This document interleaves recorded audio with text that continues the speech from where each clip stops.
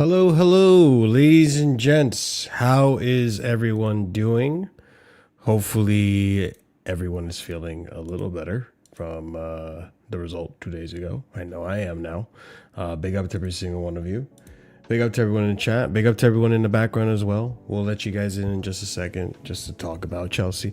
Listen, I honestly was contemplating calling this Chelsea therapy because this is probably... I'm gonna be using this as a reference for a lot of today's show, but this is probably relevant, and you guys can probably relate to this. And big up Enzo Maresca as always, because he also gave us before leaving not only some trophies but a good quote that I think relates to right now. These last 48 hours have been the worst.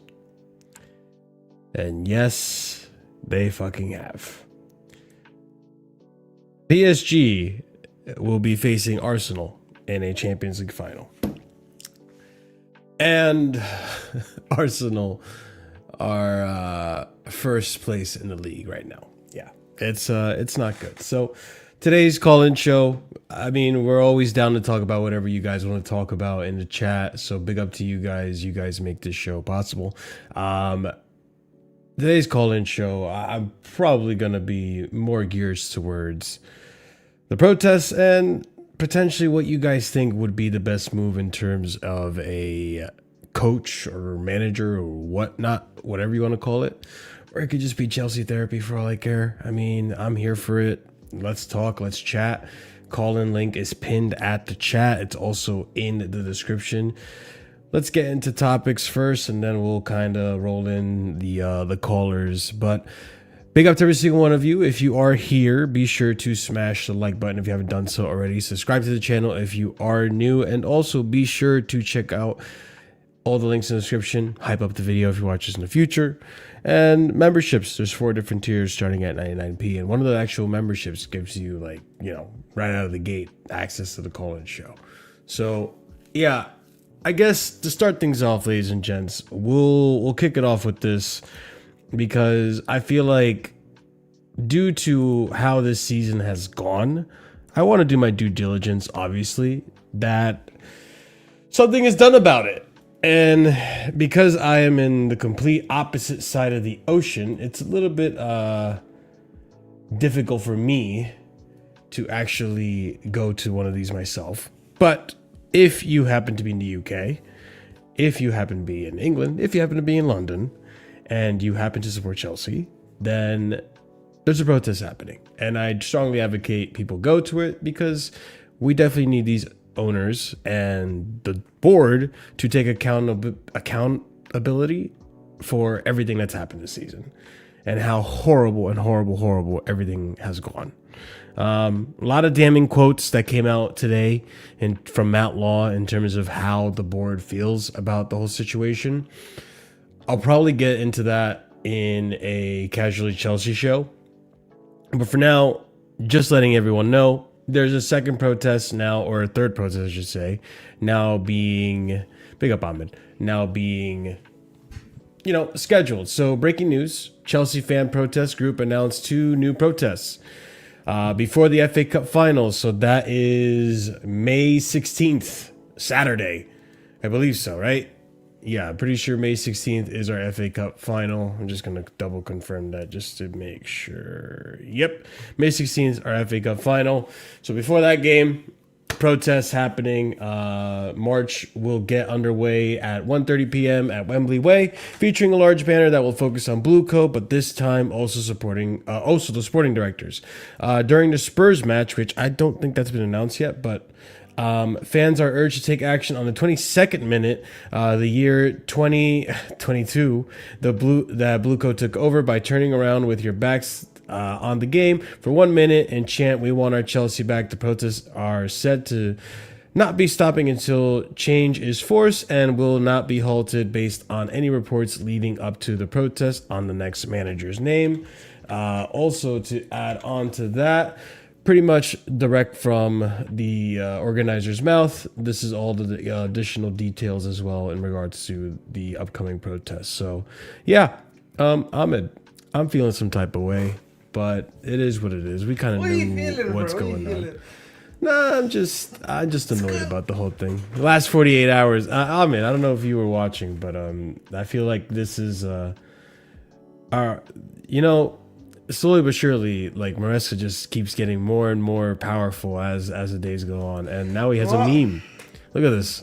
These last 48 hours have been my worst, or been the worst. It's relevant. It's relevant. It's a quote. It's a bar. It's a bar. You can believe in Maresca. I'm not one of these guys, unfortunately. When he said that quote, one of the things I did not like when he did that, by the way, no problem, Mike can hear me actually. Yeah, was the obviously fact that, yeah, I know that. Yeah, was that, bro? He said that genuinely. He legit said that. Yeah, he said, "Oh, this is the worst 4 years of my life." I said, "I'm not gonna elaborate further." That is literally like, come on, bro, stand on business. That's all I'm gonna say, man. You can't keep. Yeah. This is the other thing. Yeah, I always say, Antonio Conte, I may have hated what he did to me in the second season. That's a crime against football, as I always say. But at the same time, I can respect when he was saying, "We're gonna suffer. The players that I wanted didn't come into the team." At least he said that, innit? The one thing about Maresca was like, you would say all this. He said that thing after, and I'm like, bro, what happened? Tell us what happened, bro. Like, we had, before he even left the club here, we had like a whole 2-week scenario of like, why did he say that quote? No comment. Yeah. Why did he say that quote? No. So like, he also himself, did not help himself there, because like, I was like, what's going on? Do you feel like, do you feel that where the ownership are a little too harsh on criticism against them? Like, if it feels like if anyone speaks out, they just kind of lash out. Listen, that can be true, but he also himself decided, I'm gonna start it. You know what I mean? That's the problem. Yeah. No, I'm not defending him, but do you? I agree. Do you feel like it's too harsh? Of course. Listen, how many briefs do we be getting, bro, every day, bro? Everyone be getting the same brief sometimes. We're getting a whole soliloquy. Like, we know that they do that. Bro, we've been getting the same briefs for the last week, man. Yeah, I can't even. I don't know what I'm gonna talk about anymore. Again, I agree with everything you're saying there, but I just think at the same time with Maresca, listen, I'm gonna be honest. People say Maresca's stock is increasing, which is fair enough, but listen, whoever, I still am of the belief, whichever job he goes to next, I think people are vastly overrated how successful he's gonna be. That's what I'm gonna say, in my personal opinion. I think we vastly overestimate scenarios and how people do, and that's what I'm gonna say in regards to him. And I'm fairly confident actually with him. Believe me, I know my Italian managers very well. How do you feel about the Champions League final? That adds to the last 48 hours that have been. I think it's gonna be another competitive final. Honestly, in my personal. You think so? It's gonna be quite in terms of like what I mean, but it's a good final. We've got like a very good defensive side. It's a very good attacking side. I think PSG was able to beat them last time, and I think I am still of the belief that I just think PSG is just better. I think the problem Arsenal's gonna have here again is that, and I think PSG will probably score before they do, in my personal opinion. Right? Is then gonna be the moment they start opening up, PSG, they will literally just pass through them, and they can do that very effectively. That's the only thing. That's the one thing I will say. Kvara has been on fire. I can't lie. Kvara has been absolute fire. Gusto gave this guy form, man. You know, that's who we have to blame. Generally, that game against Gusto, Gusto played so well for like 70 minutes, and then he decided to just go to sleep. Don't get me started on Gusto, bro. Yo, chat, I can't lie. These last 48 hours, I've been calming down, and I look back at my fucking crash out. Gusto literally made me break. Gusto was the character that made me break. No joke, Gusto did that. Gusto like literally gave this guy his form. He was so poor for like a good 3 quarters of the season. He then faces us, bro, and brought him life, bro. That's it, man. For real. Now he's back to top Kvara. I mean, like, I was really disappointed with Atleti. Like Atleti, man, like. The fact that both teams are trying to play this counterattack ball, and it's like, come on, bro, you gotta go for it. Like, you have to understand. They go 1-0 down, and it's like, oh man. Once they started attacking, they looked a little better. But I think what you need to understand, Marshall, unfortunately, is that, and I've said this before, Simeone is washed right now. Okay, his tactics for me are just not good enough anymore, and his tactical decisions, in my personal opinion, aren't of the level that they used to be. And I think, listen, sometimes, bro, it's just good to admit, bro, he's not of the level anymore, and it's time to move on. And I think if you're Atletico Madrid, I will just be honest, it's just time to move on, bro. Their style of play, like, it doesn't work effectively anymore as it used to. It's just me. I actually forgot to ask you, Ahmed, are you going to the protest? I think they want to get Spurs. I think Spurs, when is that? Is that on Saturday or Sunday? I'm seeing right here that the Spurs one is going to be the 19th of May. So it's a Tuesday. So it's back to back. So FA Cup and then the Tuesday after Spurs. Who are you facing them this week? We're facing Liverpool on Saturday. You know what? I have been so checked out the last 48 hours. You're smiling because it's. What's the point of even talking about the games anymore? You know what's funny? I thought we were facing like what's it called? Liverpool after Spurs. No, we're facing Liverpool on Saturday. Ahmed, Ahmed. Last night I was really contemplating my thoughts and I realized, oh my God, I'm about to witness Chelsea lose 7 games in a row in the Prem. I'll be honest. I thought we already did that record under Potter and Lampard, to be honest. When he was I don't think we did under. I think under Lampard. I don't think we did. We didn't do that. That's kind of shocking if we didn't do that under Lampard. Let me ask Google. What is Chelsea's longest losing streak in the Prem? You know what's funny? You know. Listen, you know me. I'm going to these protests. I'm backing the lads and everything like that. I'm backing the. Our longest. So 6. So we basically matched it already. So there we go. Yeah. We might break the record on Saturday. Oh no! Chelsea's longest losing streak in the Premier League is 6 consecutive matches, a record set in 1993 and 94. Yeah, that's what I was thinking. Yeah, I was gonna say, this is a point I was gonna make here. I think, in my personal opinion, the very Bridge Nation's opinion here. Something to point out, at least with the projects, I'm very happy they're going on. I'm happy that they're continuing. But, you know, Marshall, I don't know if you saw, we're buying another 19-year-old already, bro. Came out yesterday. Is it that, Elmara guy. Yeah, right? He's from, Cologne. Frankfurt or? Cologne, okay, yeah. I have it somewhere. I gotta look into it. Yeah. It came out today. So it's like, you know, it clearly... I mean, what is there to say, bro? You know what I mean? Status quo, man. Status quo. Well, I don't know what to say, bro.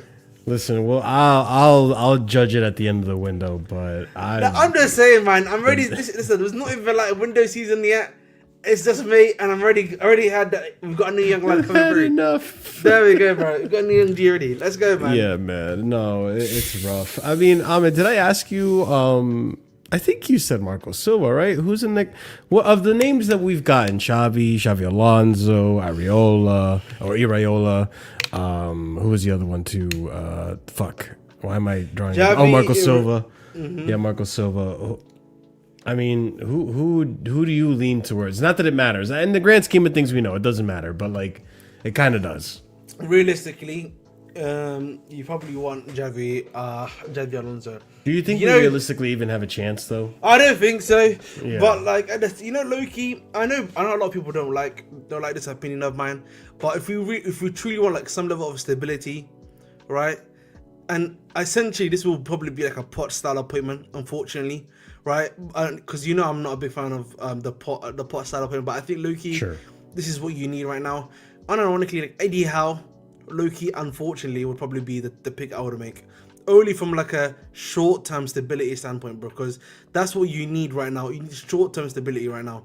Because the thing is, like, if I go through the list for you, barring realistically Javi Alonso, if I bring in Iraola, is Iraola gonna, Is Iraola gonna give us that level of stability that we need, right, to do that? We don't know that. Marco Silva already failed at being an upper level mid-table team in Everton, right? You saw what happened when he went from Watford to Everton. Is he going to be able to be able to take that step again? I'm not sure. He's already failed once, and he could probably fail twice, right? Xavi Hernandez, I don't know. At Barcelona, you know what I mean? That's questionable. It's questionable, right? And preferably Javi Alonso will probably be my number one pick, right? But the problem is, right now, in terms of the situation and stabilizing stuff, probably need a guy at least a bit more of experience in hand. And probably if Eddie Howe was available, low-key, for a short 1 to 2 season, you stabilize the ship. You get the team somewhat competent and stuff like that, and then you can bring in the experimental manager if you want to, at least. But I would understand if people are like, bring in the experimental manager or the guy that you want to believe in right now and start from the ground up. I think that is also fair. But I'm saying if the whole objective of the club is stability, you probably want to bring in a guy with experience. I don't think Eddie Howe is a bad manager, because that's not the part where I disagree with you. Like, I feel like as a manager, what he's done for Newcastle, I think, goes a little under the radar. He won them their first trophy in God knows how many years. Actually has them competing in Champions League again. The problem with Eddie Howe that I am concerned with is exactly, for Eddie Howe, I feel like it's a sideways move. Literally. It's like we're essentially, right now, I feel like we're in Newcastle's position where I think next season, I wouldn't be surprised if the team finds itself within the top 4, right?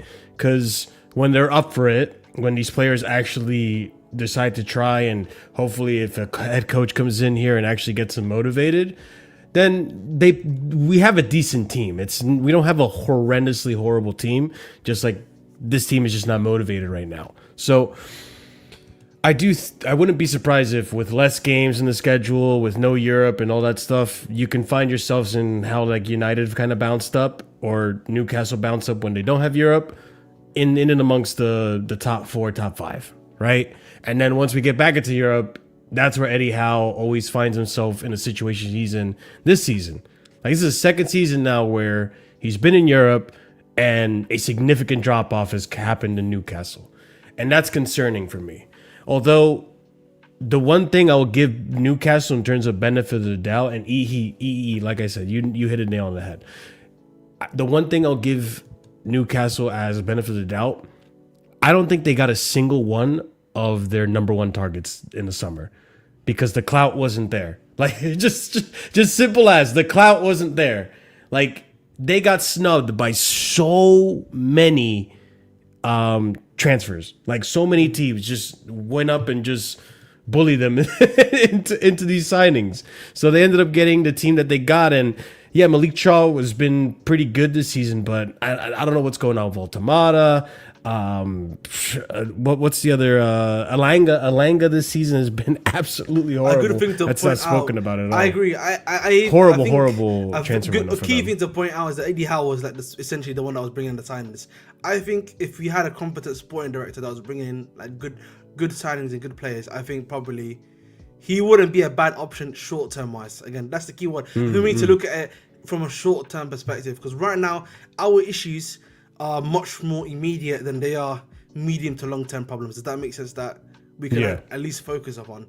That's the thing. And again, like, it's all well and good if I say bring in Javi Hernandez, Javi Alonso, right?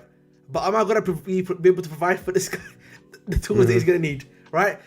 If I'm already seeing some of the transfers we're trying to make already, and I'm like, we're not like, if I give that to someone like Iraola who's just coming to the league and he's coming, he won't complain, but he won't complain. He's gonna struggle, right? The same. Go ahead, Ahmed. I just think a lot of the stuff that we're talking about, it's just gonna handicap any manager that you bring in essentially, unless they're like of some level of experience essentially. Like they have to have some level of know-how to be able to handle this thing. That's why I can't like the experience point might be much bigger of a factor for the head coach than I think we realize because of the guys we're bringing in, unfortunately. Well, let me ask you this, and I'll open this up to the callers. Obviously, Hassan and JC, you guys are here. Feel free to hop in whenever. But like, let me ask you this: it doesn't have to be Maresca, right? In terms of a project manager, right? There's obviously going to be the highs and the lows, and we've seen with Arteta. I'm not saying I'm trying to be like Arsenal or Arteta. I feel like we can, if Chelsea are gonna do a project, it's got to be better than Arsenal's. But you can see the positives in Arsenal's project. Arteta went through a really bad slump of games in the very beginning, struggled with the team, but over the time, as they've gone patient and stuff, we've seen how the manager can adapt the project and adapt the system and get results. And Maresca, obviously, 1 win in 9, not a good not a good stat at all. But given that the next manager could be, let's just say Iraola, for example. Iraola, this season for Bournemouth in the beginning, was facing relegation. Like early in the beginning of the season, Iraola was down in the dumps. Yeah, he right? lost like 6 or 7 games in a row, I know. And even if you remember too, Emery too, with Aston Villa in the very beginning of the season, super rough run of results, not favoring at all, ended up being very close to the bottom of the table. If Chelsea fans, which are Chelsea fans, are going to be the way they are, people would want him sacked. Do you think that we should be a little bit more patient now with whoever comes in? I mean, we have to be patient. We've been patient. The problem is, yes, but I don't think the patience is there. That's the best way to put it. Does that make sense? Which is, I mean, you're exactly right, and that's the really fucking shitty right? part. That the problem is, the next manager has to deal with. I think a lot of people were willing to be patient with Poch, because I think a lot of people saw the signings we made, and I think the idea was like, these guys are going to develop this season, and the next season we can push on, right? Mm-hmm. Of course, that did not necessarily happen, all right? Then you had Maresca, where it kind of supercharged it to get to top 4, right? But obviously, you see in this season, it's gone to absolute hell, right? Essentially, So again, like our guys going to be willing again to on this whoever the new manager is to be like, you know what? Bring in the young lads. We're gonna wait another 3-4 seasons. I don't think so. Remember, it's been almost now a decade. It's gonna be a decade now since we last won the Premier League 2. I think that's not spoken about enough from a Chelsea perspective too. Ahmed, it's also been about 8 to 9 years without a domestic trophy. We've lost 4, maybe 5 domestic finals in a row. With the domestic stuff. With the domestic stuff, we've been papering over cracks. Sorry to cut you off, Ahmed. It's because we won the Champions League, the World Cup, and the Conference League. We've not really been talking about it. But if you take them away, we've been atrocious in the domestic stuff. No. I was just gonna mention that I think with the domestic stuff, even though you're not wearing it, I think as long as you're like even making finals, I think for me, and you're being competitive, I don't necessarily have that level of issue, because the gap can be, yes, you can not have won it for a while, but at least if you're still being competitive enough to actually get into these finals, and it's just you not winning it, I think it's slightly different for me personally. But I understand that, but it gets to a point now where you're losing 4 or 5 finals in a row. Like, at what point is it going to be a breaking point? You know? Like, we can't just be there. Like, Spurs, I'm sure that we laugh at Spurs for reaching finals and not, getting it over the line. We're just going to end up turning into another Spurs. But that's a topic that I'll delve on later. But sorry to cut you off, Ahmed. That's kind of a emotional way of looking at those. Cups competitions are not that serious in England. Like, you play 1 or 2 good teams, and if you beat 2 reasonable teams, you are in final. Yeah. So what are we talking about? Finals. We have been shit as a team. Agreed. All these years. The only phase was where we had a proper manager. Maresca out. So Indeed. and to be honest, let's talk about the future managers.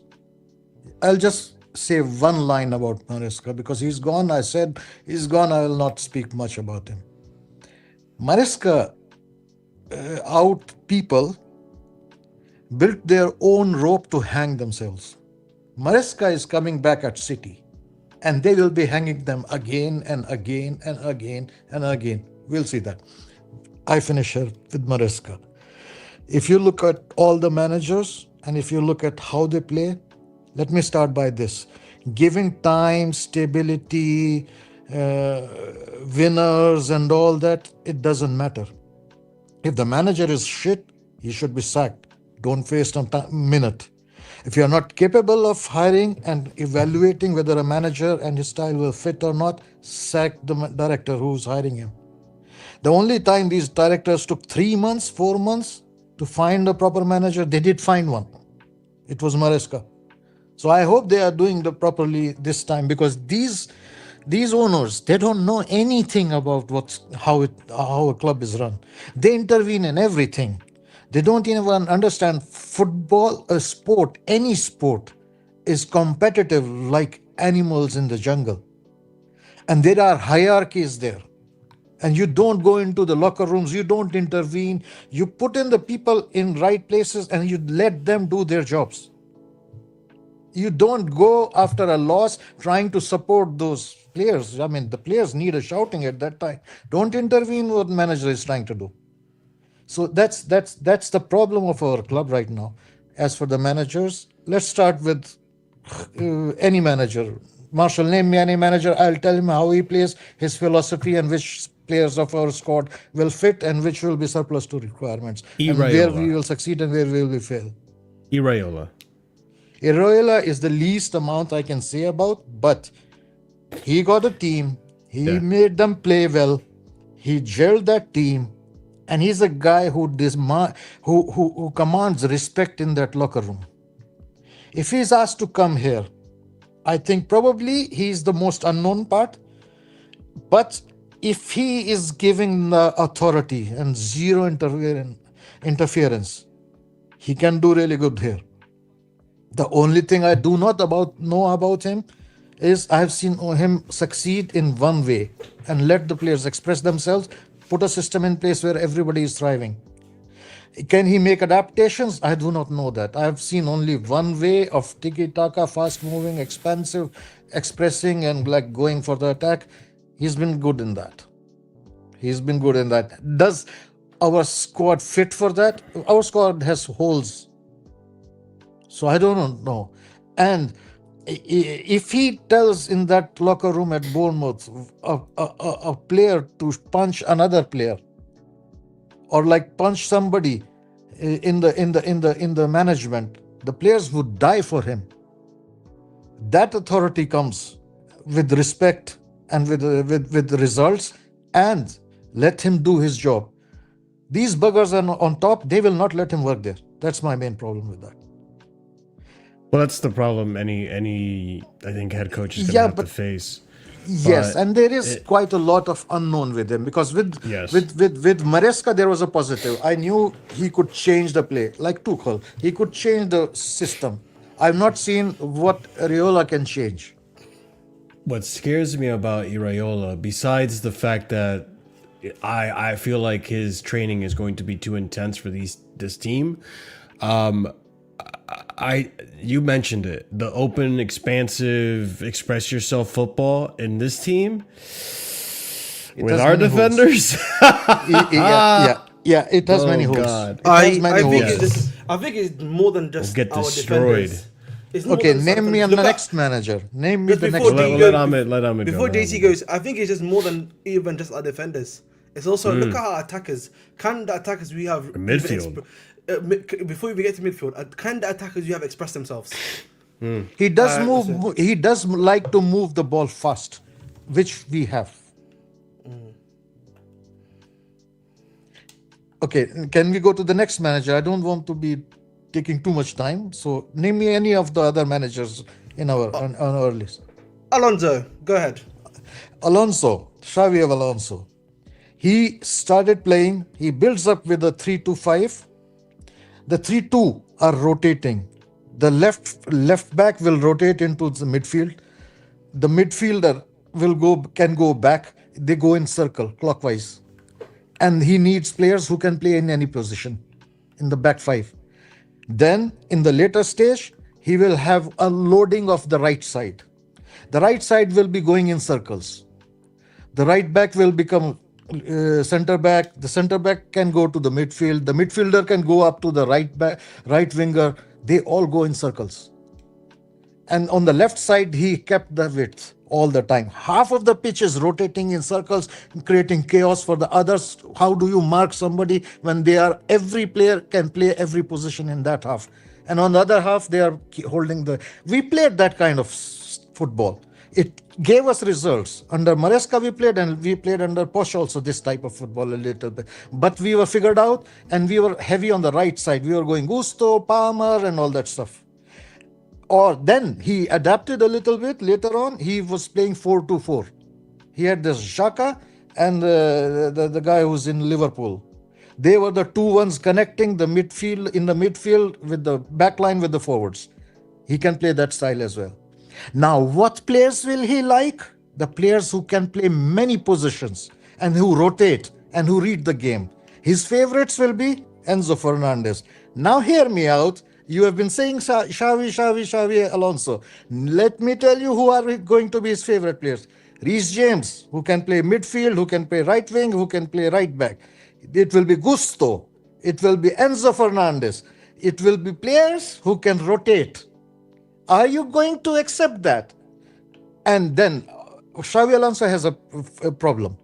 He went to Real Madrid. He wanted Zubimendi or somebody in the midfield to play a similar style so that he could control that thing. He was not given that.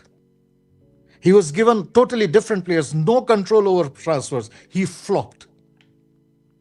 What tells you that he comes here and he will be listened to? And he is also a manager who likes to put it on the floor, take it on the wide areas, and tap in goals. So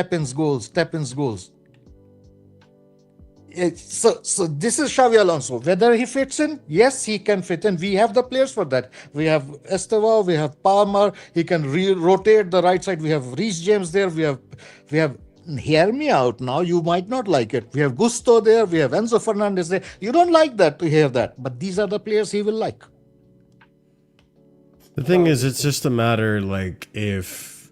And neither should they if Chelsea fans are going to have patience for the next Chelsea coach, because quite frankly, like all this process, all this gelling, all this figuring out the system, figuring out the league, it's going to take time.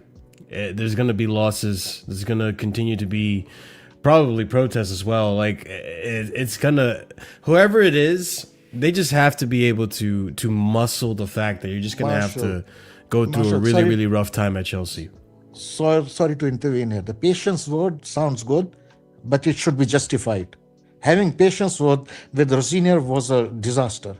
Having patience with Potter was a disaster. You don't have patience where you don't need to be. He should be fired the next day because you know you hired the wrong manager. Look at Erik ten Hag.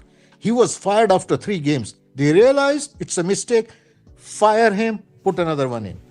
Well, if it's that drastic of a mistake, sure. But like, I'm talking about going through the similar run that Arteta, for example, had, getting to the point where he got to. Like, when he started off at Arsenal, it was fucking horrible. 8th place that first season, then 5th again, then, no, it was 8th again, I think, and then 5th maybe. It took a while, and they went through a really rough patch, and I'm not saying Chelsea should have to. I'm not saying that we will. I think next season, potentially, if these players decide to get their fucking head out of their asses, will actually be, I would hope, a comfortable top 5, top 4, or at least somewhere within there competing for it. Not unlike this season where we're just fucking free falling down the table. Like Arteta was working with the director, hand in hand. We don't have such setup. Yeah, but it's again like patience to go through a tough run.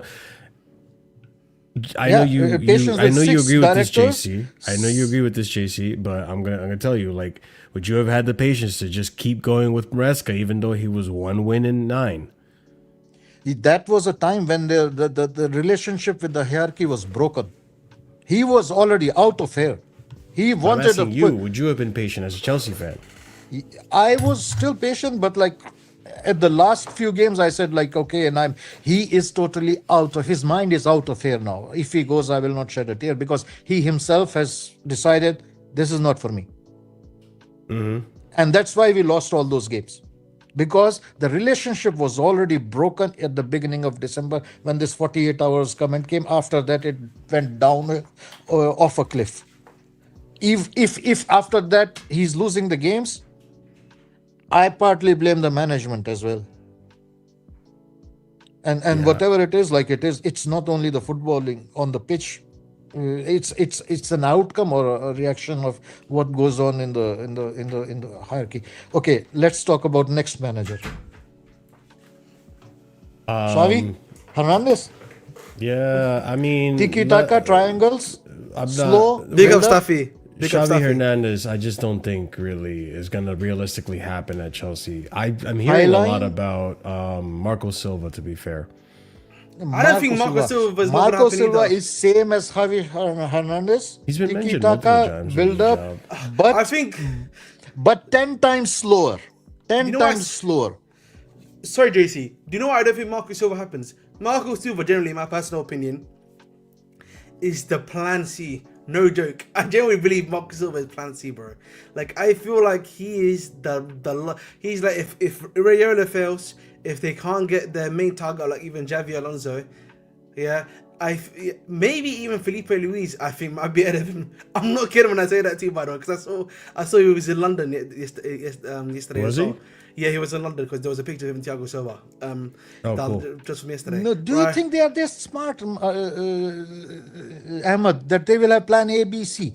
They are just collecting names. They have to, unfortunately, do you know what I think that is? I think for me, in their mind, it seems, at least for them, in my personal opinion, now they can't get more, I'll sorry. tell you how it is. Because I'm more confident. I put tasks to my team, and I know where people are just collecting numbers, or there are people who are trying to execute something. These actors have been told to find some candidates. They cannot find candidates. They are trying to collect as many names as possible. And these are the managers. He's making the numbers. Marco Silva is one of those who just makes up the numbers. We have 5 managers. So he is one of those 5. Oh, we have 5 managers. So many managers. He's just making the numbers there. He is not experienced in Europe. His tiki-taka style is slow. It will be like we will be mid-table or maybe going for Europa League. I mean, we're mid-table now, so it makes no difference. At least Javi, like for the Barcelona guy, he will be like also slow build up, but like the ball moving will be faster, and we will be very high line. Very high line. We don't have the defenders for that, and we don't have the goalkeeper for that. Well, yeah, that's the other thing too. What's gonna happen with Marshall, the I'm so sorry, bro. Can you like block not a meeting, because like I'm kind of getting irritated, bro. I'm getting a bit tired, bro. Like every show, Armour's around, Armour against administration. Like, can we? I think we've spoken about that more than enough, bro. Like, please just give up, bro. It gets tiring, innit? Like, I've just been ignoring the whole. Yeah, I get tired. Don't mind, man. These are like people get emotional, but that's okay. I'm not even like emotional, bro. I'm just like, what? It's like half the conference, bro. Like, he's the only one that's doing Chill, it. Right, man. so chill. You know what, Lewis, man? You want me to ban Lewis too? Listen, guess what, Lewis? Yeah, Maresca is a fraud. Hold that, mate. Maresca's a fraud. You're the worst. I'll tell you, Maresca, had he got a moving pay like rise, Mbappe, man. He's moving like Mbappe, man. Get rid of them all. Ahmed, I'm telling you, if Maresca had been given 2 center backs and had he been given a pay rise of whatever he was asking, we would be in a much, much better. Will you agree? We will be in Champions League, at I don't least. think. I think it's more complicated. It'd be a in my little bit more person. competitive in I there, think at least. I think the problem with Maresca, and I think you're always in the stream. You know my opinion of him, right?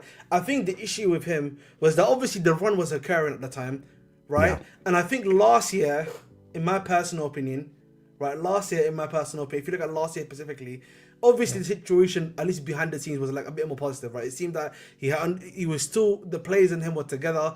He himself mentally was more so focused on the job. Yes, he was making errors at the time, but I felt like he was able to overcome it at the end, right? Because the players were playing for him. Does that make sense? Like last year, I would say, I would put it differently. Last year he had challenges, especially with the injuries to the forwards. He Yes, somehow sure. maneuvered that. He built a team spirit in that. yes. He managed the squad well. The squad was together, and they looked at him as a father figure.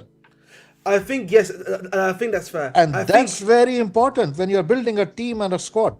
that's why last year I didn't really have any negative comments on Maresca. I was always like, let's hope the job can just get done. I think the player was just letting him down, my personal opinion, last year more than anything, right? Jackson, we talked about Jackson last season, we could talk about Palmer last season, and some of the stuff that was occurring from their side at the very least, right? Yeah. Madueke, etc., etc.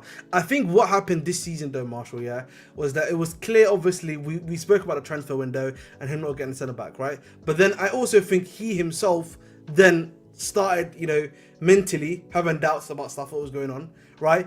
That kind of, in my personal opinion, started even spreading to the players, right? You could see it in some of their performances, some of the ways they were playing themselves, and then obviously he's then doing stuff behind the scenes, which is like, I'm starting to talk to other clubs, I'm starting to negotiate, he was essentially trying to find a way out. There were rumors of him trying to sabotage things as well. So I Yeah, do think there is elements of that truth. I don't know if he was sabotaging. I don't think Maresca making the sabotage. I don't think Maresca was necessarily sabotaging, but I think more so Maresca was looking out for himself at that point. No, but right? that's what I said, Ahmed. There's Yeah, probably because, like- elements of truth. You know what I mean? Yeah, There's yeah, elements yeah. of truth. Exactly. Yeah, I think does that. And the moment you start looking out for yourself more than the club, people can hate me for saying that. Listen, people can hate me for saying that. You can say I'm being Kilik VR, but the moment you start These doing that, statements, you I start getting in consider trouble. them, and unless they have a logical justification, I call it just speculative. Yeah, but there is logic to this. He started. What? Explain me the logic. The logic is he was obviously speaking to other clubs. He wasn't happy with his position at the club, right? I also think Yeah, but our club was also speaking to De Zerbi. Yeah, because he started speaking to other. Because he initially told No, them first our director started speaking with De Zerbi. No. So Yes, during the that's summer the they did that. No, they don't speak to him in the summer. That's not true. The thing that everyone was always getting crazy about is the game against Strasbourg versus Marseille. He asked for a pay rise. No, It's a tactic, and that's absolutely fine. I don't mind that. I'll tell you what was this. I'll tell you exactly factually. Let me tell you this factually, like he was talking to the other clubs. No, He had in his contract that the moment some club approaches him, he has to inform, or his agent has to inform Chelsea. Manchester City inquired about him from his agent, and his agent informed Chelsea. I'm not gonna lie to you. You can't say it's speculative while using speculative news as well. Like you can't bash Ahmed for it as well. No, but this is something coming from these guys. Yeah, I want to hear Ahmed's side now. No. Listen, listen again. I think this is what I'm gonna kind of like explain what happened. Yeah, I think this is me trying to be as logical as possible here.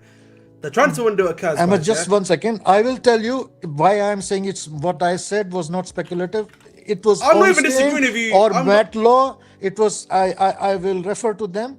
Those were my resources where I heard that there were 3 issues.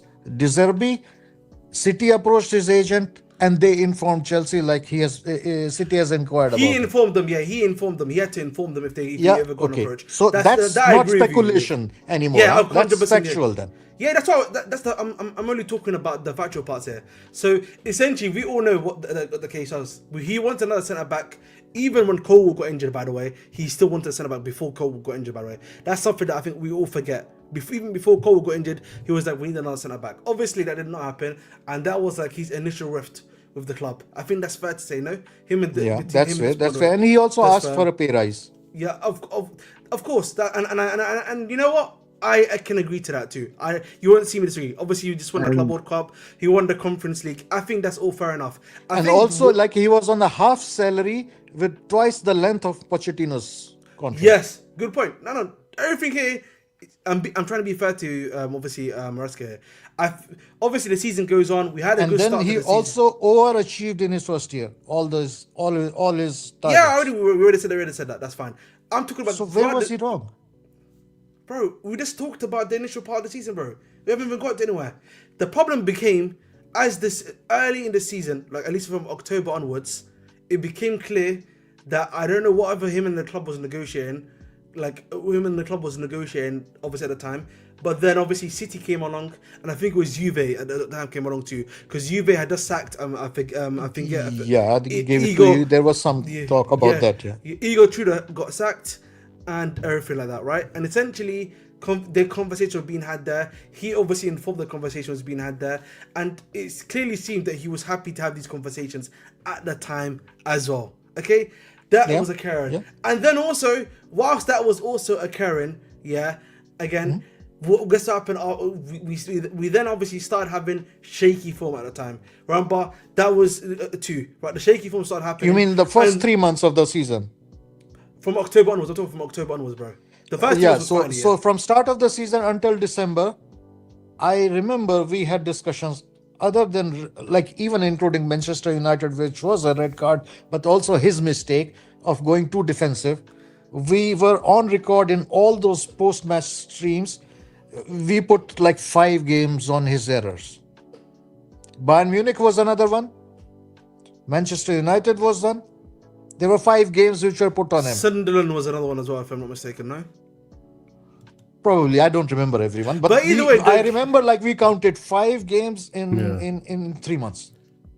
He was making mistakes, essentially. There's no denying. What was your point? But like the point I'm making is after October, the form clearly declined for us. That's objectively true, right? And obviously there was that stuff going on in the background. He then, I think, exacerbated the situation, right? Whether we want to be honest or not, right? When he said, "I had the worst 48 hours of my career."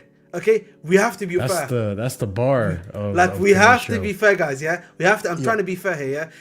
He is a situation there. That was a crazy bar to make, and then that was him basically, essentially setting alight everything that was going on.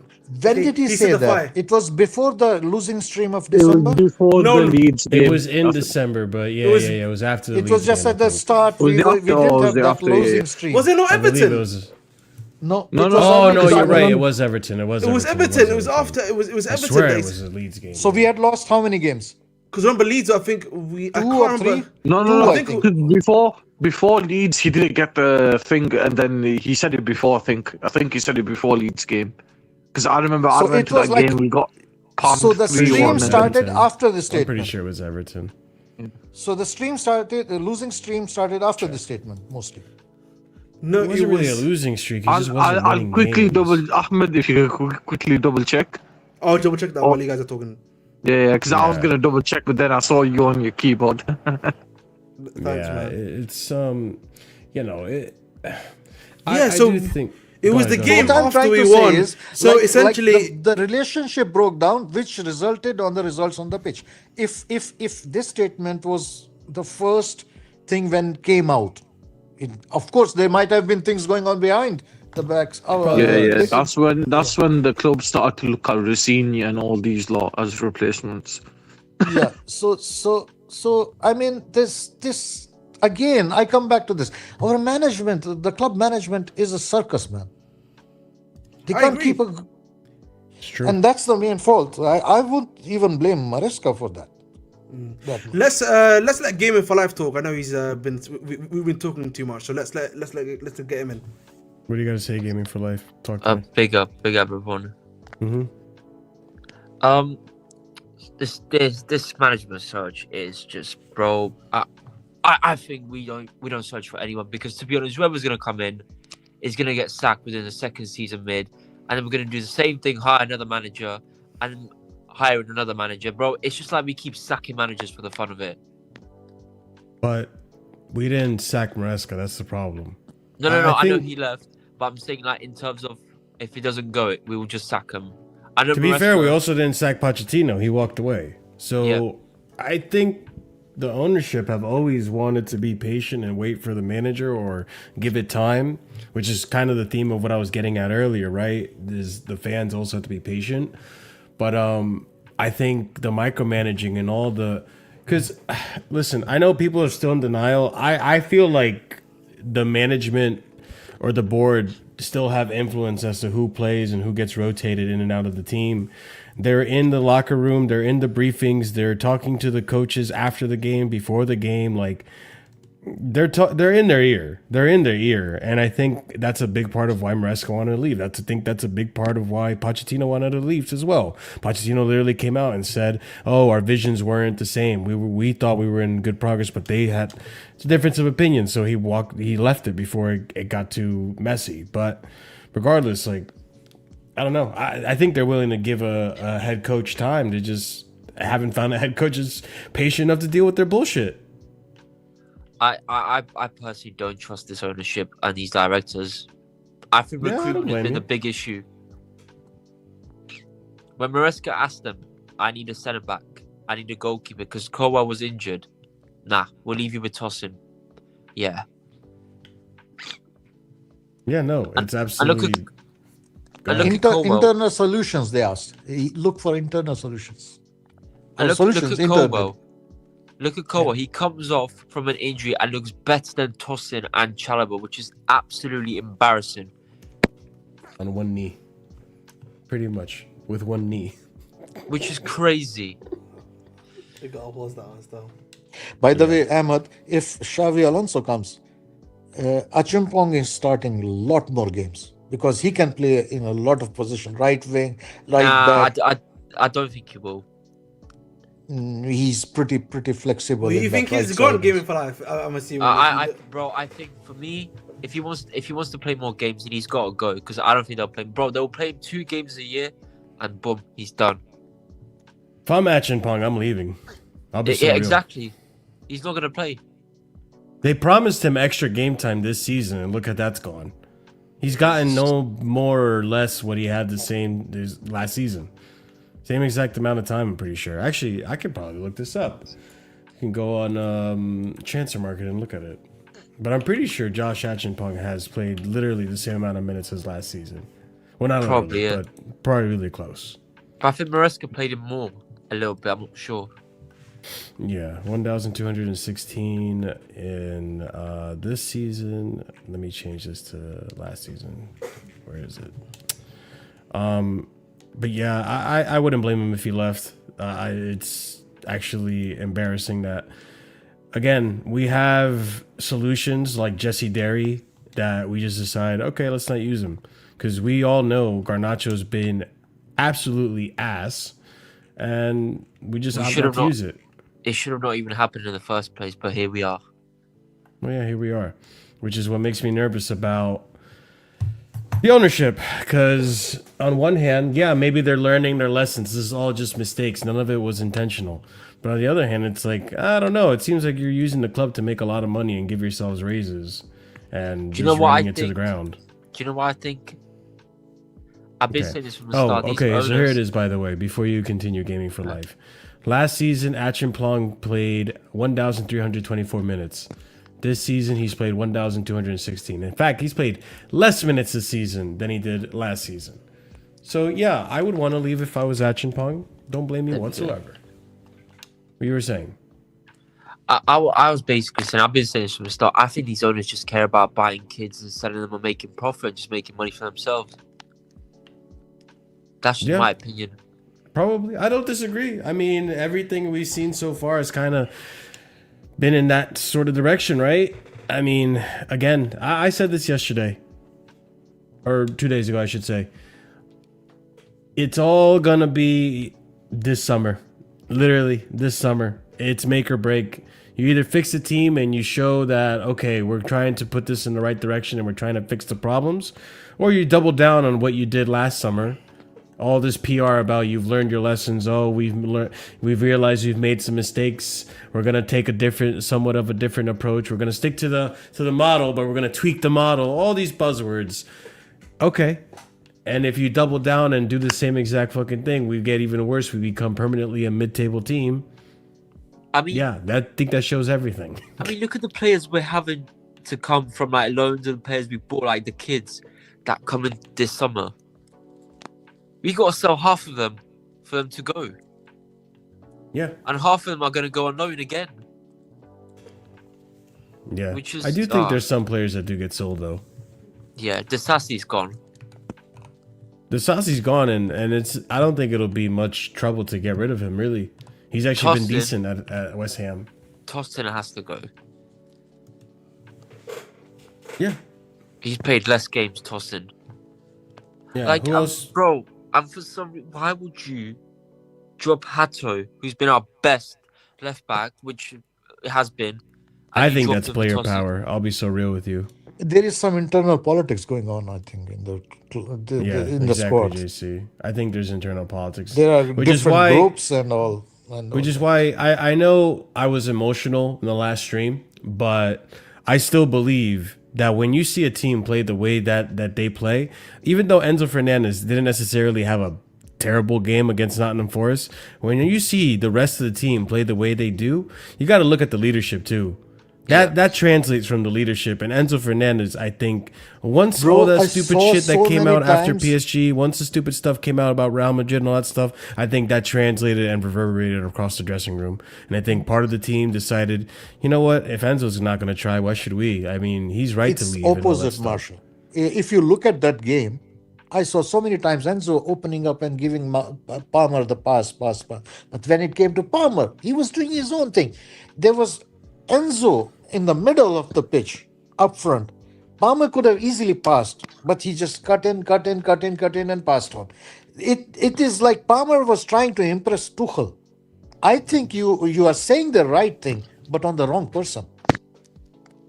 No, but Palmer's not a leader in the dressing room. Enzo was spreading the passes. Enzo was trying. Palmer was doing self-promotion there. Sure. Again, I'm not criticizing the performance that Enzo had, but what I am criticizing is the leadership to get the rest of the team to step the fuck up. Yeah, to get Palmer to get his head out of his ass, to walk around the pitch and be invisible when he should be more involved in the match. Marshall, he did that already. I explained also in the last stream. He's not a good leader. He did complain. He did demand players in the locker room, and there were reports.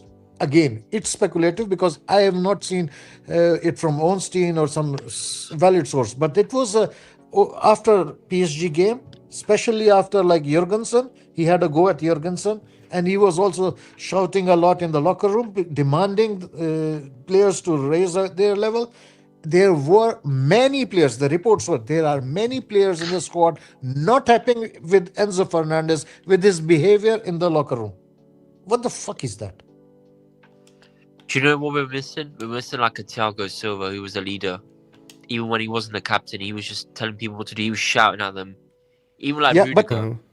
That's the thing. Like if there is internal politics and if you try to demand performance and then if you are sidelined, then next time you are not going to do that. I agree. I just think, again, you as a leader should be able to... You could talk all the talk you want to talk. That's fine. But on the pitch, you should be able to elevate the rest of the team as well. I understand. Yeah. Like, Palmer has not been performing well. But for Palmer to disappear in those matches, that's where a leader like Enzo should be able to step up and get Palmer to be more involved. Same thing goes with the wings and all the rest of the team. Lavia, Caicedo. Like, again, A leader is supposed to lead by example and also elevate your squad. You look at Sunderland when Granit Xhaka's there and when he's not. It makes a huge difference. Yeah. So again, and Granit Xhaka's not necessarily a great player, but when he's there on the pitch, Jordan Henderson for Liverpool. Like, this is just, again, you don't have the quality doesn't need to be there. It's the leadership abilities that need to be there. And with the way the team has been playing lately and how they just kind of don't seem to care, I think as soon as Enzo decided I'm going to give up on the team, which he essentially did by coming out of the PSG game and saying, "Oh, I'm not sure what my future holds," whatever. He said, "Oh, right now, I don't know what's going to happen with my contract." Also, yeah? Partly also. Yeah, that happened after the PSG game, where everything started after the PSG game, pretty much. Yeah, because there were some fights, internal fights, I think. Yeah. Again, And he's he said, being like, a fuck agenda it, I'm out merchant. of I've it. defended Enzo on here for so many different arguments. I still defend. Yeah. Like, it's something similar. The fans leave stadium. Are you gonna criticize them? So That's not what Enzo I is said. also leaving the stadium because he's fed up. Yeah. So you don't criticize him. You actually, if you need leaders, if I have in my team like one player, one manager who's performing really well, if needed, he will do some other task needed just so that the company grows. There are 5 other colleagues come and start complaining about him because our work-life balance is disturbed because he's doing so much and we don't like it. So what do? As a manager, do I listen to those 5 or I listen to the one who is working hard? But as a manager, Rosinier or whoever it was, or as these directors, if they are about like all this good vibes, good faith, good environment, if you lose, we go there to support them and all that stuff. I mean, the guy who's working hard is saying, where am I stuck? This is a losers club. If I think for me the issue in regards to player power and background politics at Chelsea, I'm like, unless your name is Reece James, with all due respect, I'm not trying to hear anything from you. I'm gonna be very honest. I don't care that's just object. Listen, if I'm a player and Terzi is trying to tell what to do, and we're like, who do you think you are, bro? You're on the same level and you're just older. I'm sorry to say it, bro. Like, if that was, it's like some of the players we have here are just wild people. I'm sorry to say it. Like, it's easy to talk about here, but you got 50 points for Fana, okay? His agent is trying to haul himself out to Barcelona, bro. Okay, that's just one of the players that we've got in the locker room. That's apparently meant to be like a big voice, right? The other guy that you've got next to him, Enzo Fernandez. Listen, Enzo Fernandez, he's giving me GNA. I said this before. Enzo Fernandez is generally the equivalent of what's it called? The equivalent exchange. Okay, he will give me GNA on one side, but he will concede GNA on the other side, bro. You know what I mean? That's literally what Enzo Fernandez does. How many mistakes this season has he made that have led to the goals? I can check for you right now. I'll give you the stat right now. Yeah, please check that. Meanwhile, I'll explain you what Enzo Fernandez game is. A They got clear the stats. example. Yeah, People he say he likes runs to into the bomb. No, box. he does not like to He bomb runs into forward. a box to score, man. And that's all he does, man. What he does is, whenever one team is out of shape, there's a missing player, he will take that place. When the last game we scored against Leeds, or who it was, Leeds, I think. João Pedro made the ball steal, gave it to the other Pedro, and we had a striker who was way behind. So who was in the front? Enzo was there. If there is a player who's missing on the left wing because he's covering or he has cut in inside, you will find Enzo going there. If you will have somebody struggling to build up from the back, who will you find there? Enzo Fernandez will find there. By the way, Ahmed, while you are looking, look at the statistics. In our team, who has run the most in games this season? Every game And game if you're asking for a player to defend, he Enzo takes will the not be team. there. He is the team taker. And as for the people who say he likes to bomb, no. When there is a space there and there is nobody there, he will be there. He's there because he's taking a shape of the team. He's maintaining the attack. You find it, Ahmed? So you look I at it can't- only like I'm looking at- GA. You don't look at the other structure of the team, Wait. which he contributes to. I actually disagree with that one a little bit because I looked at it. Optics only show me the team's errors leading to go. They don't show me necessarily the players' error leading to go. Maybe it's a stat that I can't necessarily find personally. I'm originally Look at the game as a team.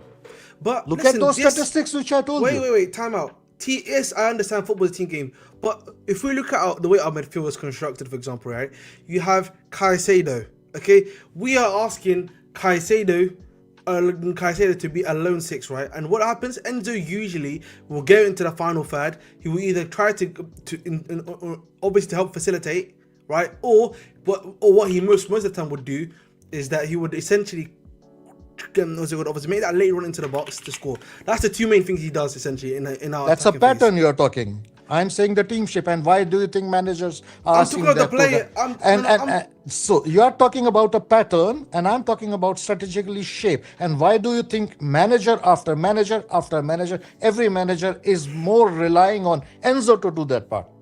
Because if they put Enzo in that sixth role, we know what happens. Unfortunately, No, they can put him on the bench. Yes, they do. They We can know put what him on the happens. bench. Listen, we just literally spoke about player politics, ownership, and stuff. Are we gonna No, put 105 M's on the bench? Come on, bro. It's not a we have to be silly. logical. No, That no, is no. logic. It's We not a cannot- logical argument. You put Enzo in Fernandez is Caicedo, and I tell you, there is not a comparison between Enzo and Caicedo. It's the way we play, and the roles they make are different roles. Bro, Enzo's not that type of player that we don't rate him that high as you do, man. No, I can genuinely tell don't you. think- But, name me another player. I will tell you what other players are roles that they have been doing. I don't. It does not mean I rate him very high. I am saying at the moment, the players we have, he's the best in that role. You find another one, I will rate him higher if So he's better is than Caicedo, Enzo. At the so is moment in our Palmer. squad, the role Oh, yeah. which is like taking different positions, he's the best in I that am- area of the pitch. in my Palmer personal- on the right side is trying to do the same things right now. Tommy, what are you saying, bro? Listen, so a couple of things here. I am talking about Enzo's role in the team. Our team is structured around Enzo. It's something that I think we've spoken about multiple times in the stream, that we structure our play around Enzo Fernandez, okay? And that So does what we are harm and talking hinder, about, yeah? and that harms and hinders was it called plays. We have to shape it around Enzo, particularly because unfortunately, if we try to play him a bit more in a deeper role, right, we know what happens. He cannot defend. He's not good enough of a defender. No, to defend defensively those- he's horrific. Yes, that is just we're trying to be honest, objective here, okay? But And I that's think what He's I'm like a Fabregas. Ahmad, He's like a Ahmad, Fabregas. That's exactly I'm trying to say. Do you think every team plays only like this is your position, this is your runs, and this is the only place you can play as a player? Players don't rotate, team shape don't change. No. My point is, I think his overall play is a hindrance to our team. It hinders too many players for me. That's my main issue with Enzo, actually, more than anything else. Okay, Caicedo, I think, is actually kind of been very limited because of Enzo Fernandez. I actually think, if we were able to actually play him in a bit more of an advanced 8 role, and he had another 8 on the other side next to him, and then you probably had a 6. Hopefully, if Lavia stays fit, if you were to bring in Adam Morton, Ahmad, that's I why I generally was think. giving you. Let me give you the question again. Let me repeat you the question. Then why do you think every manager after manager, even Maresca and now, they keep using Enzo in that role instead of not using Caicedo and putting Enzo on bench if Enzo cannot perform on 6? And I gave you the answer already. Enzo Fernandez cannot be put on the bench, bro, long term. We have to also be honest about that, guys, okay? We have paid a big amount of money. That's the equivalent of us here. Enzo Fernandez is the second most expensive signing at the football club. There is no If way. Enzo Fernando goes on the bench, is Javier Pastore throws a fit. And And to also, back up Ahmed's also, point, we we also are getting tanking the him. results We would we also wanted. tank it. Objectively, guys, we would also tank his value. That would be tanking, essentially, from that perspective, Enzo Fernandez's value. Even Caicedo, we can't bench him because we paid 150 million for him. Exactly. Have we seen Caicedo perform like that at Brighton or anywhere? 1 second. Can I just reply to this comment quickly? Vitinha isn't a good defensive midfielder yet. It doesn't matter because he plays for a better team. Do you know what Vitinha has that Enzo Fernandez doesn't have? Vitinha is a much better, but much better possession holder. He has a good Yes. lower sense of gravity, in my personal opinion No, too. you didn't understand my question. No, I'm I'm not talking trying to you. to. So, My Hold question on, JC, he's is. going to answer your question in a minute. Hold Jason, I'm on, going to ask you a question. I'm talking to the comment. Yeah, he has a good low sense of gravity. He's able to actually cover ground quite fast too. That's something underrated about Vitinha. And the other thing is, look at. I think for me, he has a much better reading of the game than Enzo Fernandez too. Look at the way he reads the game. He's much like, the thing is, when you're a small, short player like him, like Jorginho was as well, you have to be able to analyze the game, and then just know to pick the right spot, or calculate the right spot to actually go into and steal the ball from them. That's what Jorginho, like 60-70% of the time, would get it right. That's the thing. The problem is Enzo athletically isn't that great. A lot of people we can criticize Enzo. We can. He's athletically he doesn't do that sort of thing. Okay, that is what I'm talking about. I've said this before. If I put Enzo Fernandez in any other league, generally speaking, except for the EPL, he would be amazing in that 6th role. Unfortunately for us, when in the EPL, he does not Enzo work. is not a 6. But he would be a 6 in other clubs. In other teams, they would play No, in the he 6th won't. role. Yes, he would. No, he's a playmaker. He's a playmaker. He's more like a 8. For me, he's He's a not a 6, a deep 6. line playmaker. He would play as a deep line playmaker, bro. He is not a defensive midfielder sitting back like Caicedo, you are saying. He's not. I mean, he could play in that position, but it doesn't work in this He league. does cover up when needed. Yeah, but he's not good at it. Yeah, but like that's not his primary role. He's mostly you will see him in left half spaces, like Palmer on the right half spaces, and they counterbalance each other. That was when we were playing again under, I don't know, more structured as a team, a manager with a more structure to the team. And I don't count Maresca, not Maresca, Rosinier, second half of Rosinier. After the international break, into a manager who put a structured team. I think my whole point with bringing up Enzo is just the fact that I just don't want him as a leader in this team. I don't think he can bring together the team to step up when they need to. And I think he's too negative. He's too negative as well, if you think about That's it. the role of a very manager emotional. primarily, to lead the team. I also yeah, would but like also a the manager players right on the now. pitch. Especially when the manager is Arthur, where he's just telling you kumbaya, hold hands around the fucking pitch, huddle around the referee in the beginning of the Respect the game. ball. Like, what are we doing, bro? Respect the we ball. need Like, leaders right now. We I don't mean, have them. low-key, I think low-key that, listen, we can hate Rossini for a lot of stuff. Respect the ball, low-key is needed. Look how many times we lose possession as a team. We actually do that. Fair enough.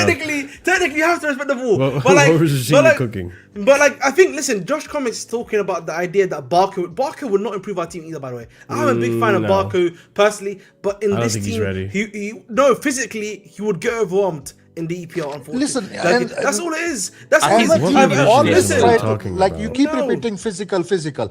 GAU admitted Enzo is better.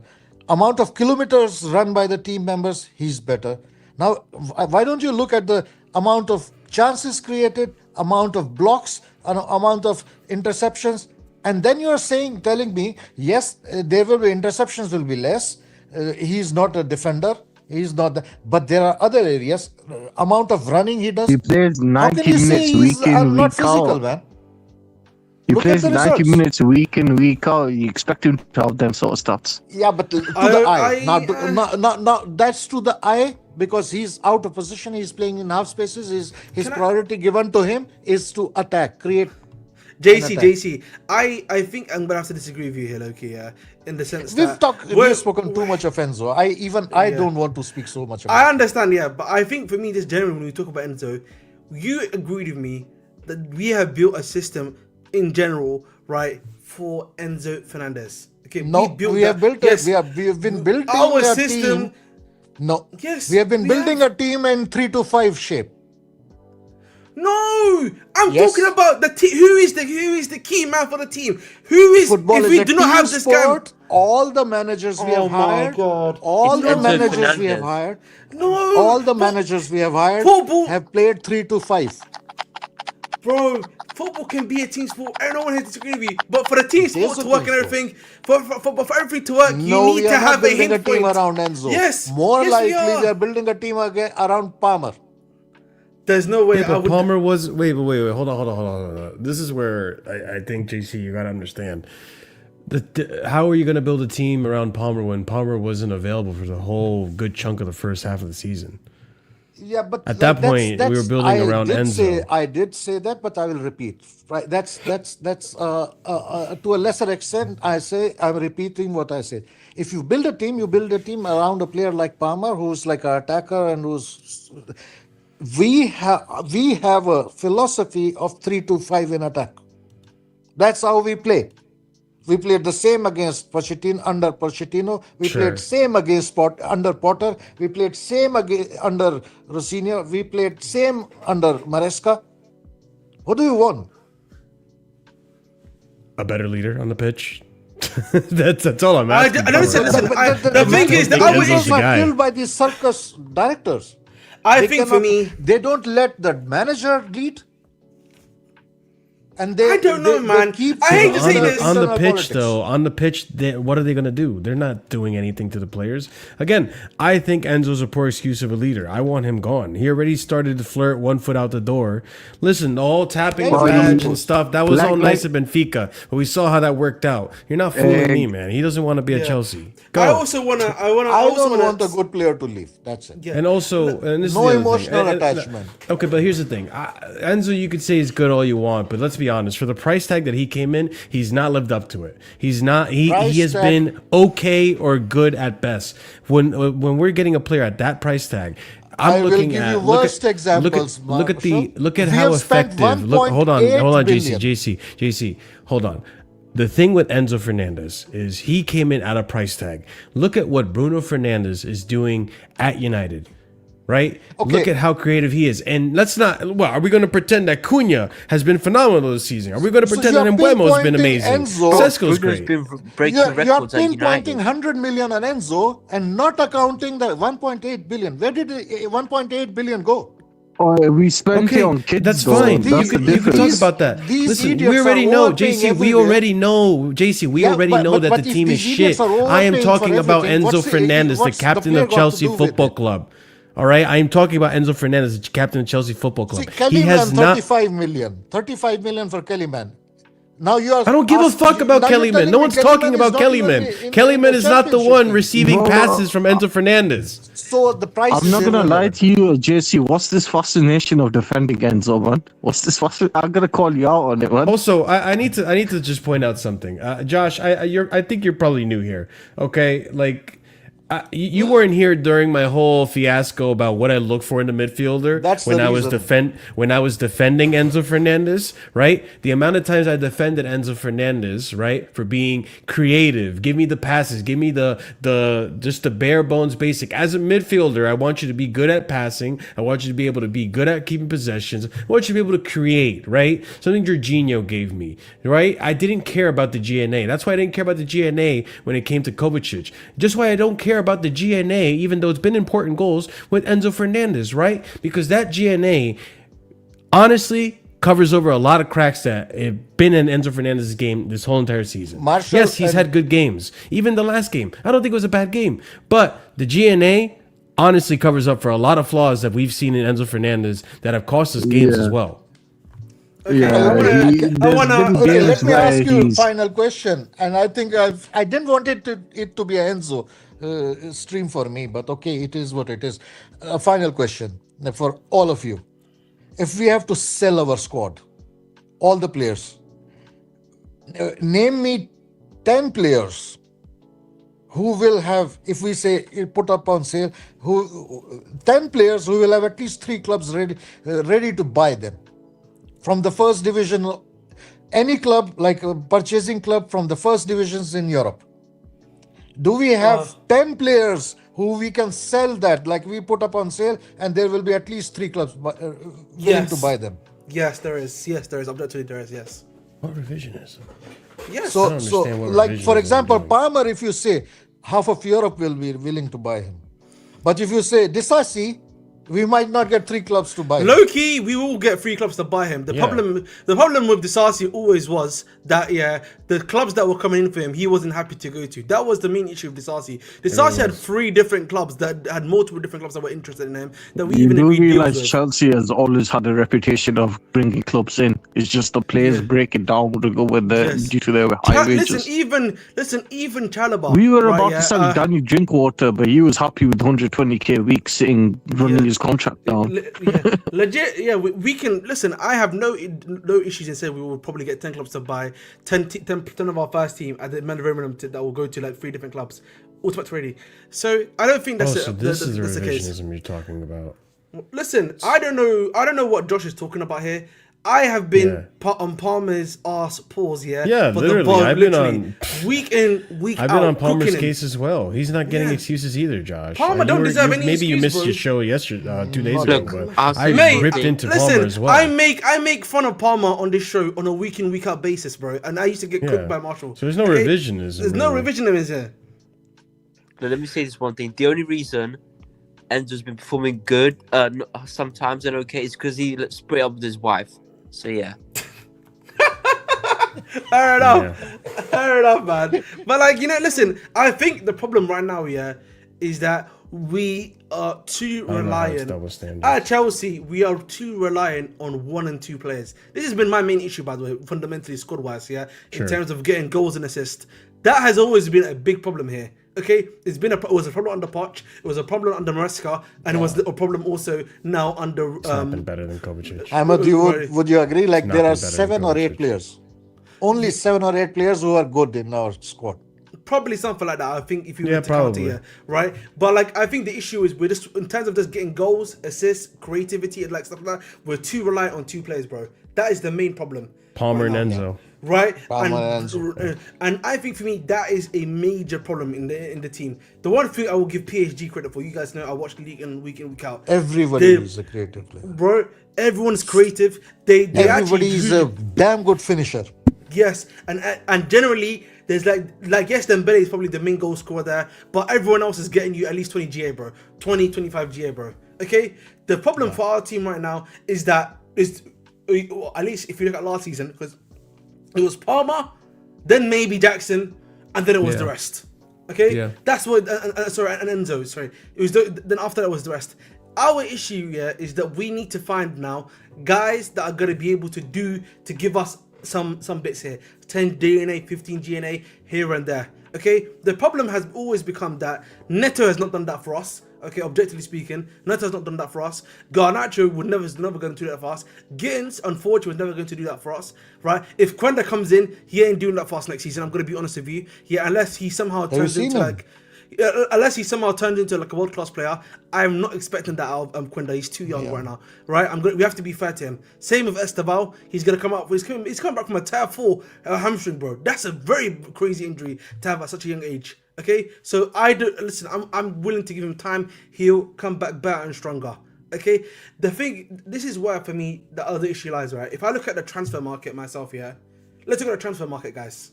And I'm saying I need to start plugging holes. I need to start plugging guys that are gonna give me goals and assists and stuff like that, right? Sure. From the wing position, let's look at some of the wing positions. If these guys are serious about experience and stuff, I don't know who to go for. I'll be honest with you. Who do you... Liao apparently is available on the market now for 50 million euros.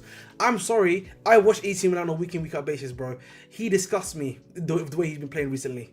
No. Okay? Rashford allegedly... quite a lot, man. Right? Rashford allegedly is back on the market. I'm sorry. I know Griggs is my guy, but Rashford, he's not cutting it in the EPL, bro, anymore. Okay? That's another one off the list. All right, now, if we say in DI, maybe... Right, NDI could be a good option. Yeah, I could see NDI, that. but again, he's a playmaking option, stuff like that. That's someone that you have to now look at, right? Or what's it called? Maybe to add to the squad, someone that's gonna be a bit more creative, that's gonna add a bit more juice and stuff like that. And then I look at the striker position. João Pedro, he's done a decent job, but realistically, I want better than João Pedro. I don't know if that's is that crazy to say? Are there any better left who are available. No, Is that- I get what you're saying because with but João then- Pedro, João Pedro's essentially I mean, not comparable, right? Because João Yes. Pedro's clear of him, but João Pedro's essentially having a similar output as Nicholas Jackson, and in that time we said we needed another striker to, compete with Nicholas Jackson. We're in the same boat with João Pedro. But Ahmed, who's the So big would you gunman keep Jackson or up would you front? sell him? Who would you say is a big striker keep that's him. out there? I don't know. That's the problem. The problem is I don't know, bro. That's the problem. The whole of the market right now for experienced guys is very bad. Like I saw. Yeah. The other issue also is that I'm seeing Gordon is available on the market. If this club brings in Gordon to the team, bro, we've just basically changed Neto for Gordon. There's no difference, bro. It's true. I think Gordon is better. So are you guys saying that we're kind of stuck with João Pedro until another big striker comes up?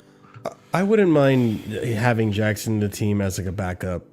Just quite genuinely, he offers so much more to the team than Delap does. Guiu is probably going to have to go on a loan. Voltemata is rumored to be linked to Chelsea, but I don't know. I mean, he's a good striker, but is he going to fit what the next, coach is going to want to do with the club? Like, look at how Eddie Howe is using him right now. He's using him as a attacking mid. Like, it's so strange how you can't just use him as a striker, but I mean, is he going to be able to gel in with the rest of the team? That's another question. Well, obviously, you're going to have to try, but is he even worth bringing into Chelsea? He's probably not going to go for cheap either. So Are there's they probably changing some the options. manager? Are they changing the manager next year? Because that mean, might give yeah. him another. It's not going to be Callum, I'll tell you that. Yeah, but that might give him another window of opportunity to establish himself there. I mean, that's what I'm saying. I'm fucking hoping that's the case that happens. But in terms of the winger market shit. I mean, I wouldn't mind if it's someone, a youngster or something. I don't mind it as long as it's someone good. But I'm more concerned with the center backs. You need to get good center backs because right now with the team that we have, our defense is shambolic, and we've seen that consistently over 3-4 seasons now. Even though last season we were the third best defense Marshall, in the league. this winger who played from the academy, the kid. I'm just thinking, man, bring some more kids from the academy. Let's see the striker from the academy. I mean, we might be Shimweka, having I wouldn't be opposed to Shimweka was a part of this team, but I would still want a better backup. Yeah. But like this season is over. So play the academy. Give more chances to these youngsters. I mean, if you want to play him in the league, but I don't know. I'm just we're mathematically not out of UCL. Actually, it's just all dependent on Villa and all dependent on if we can actually beat Liverpool on Saturday, which I am 100% doubting. I think we're gonna hold 7 L's in a row, and it's gonna be catastrophic. But I mean, we could end up. I don't know. I don't know if the manager, and again, it's the player power, right? I don't think I'm going to see any youngsters get any shouts outside of Jesse Derry, who was in there because apparently Neto and Garnacho, had a knock. I don't see an unserious team being put out in the league, even though I agree it should be an unserious team because the league is so cooked.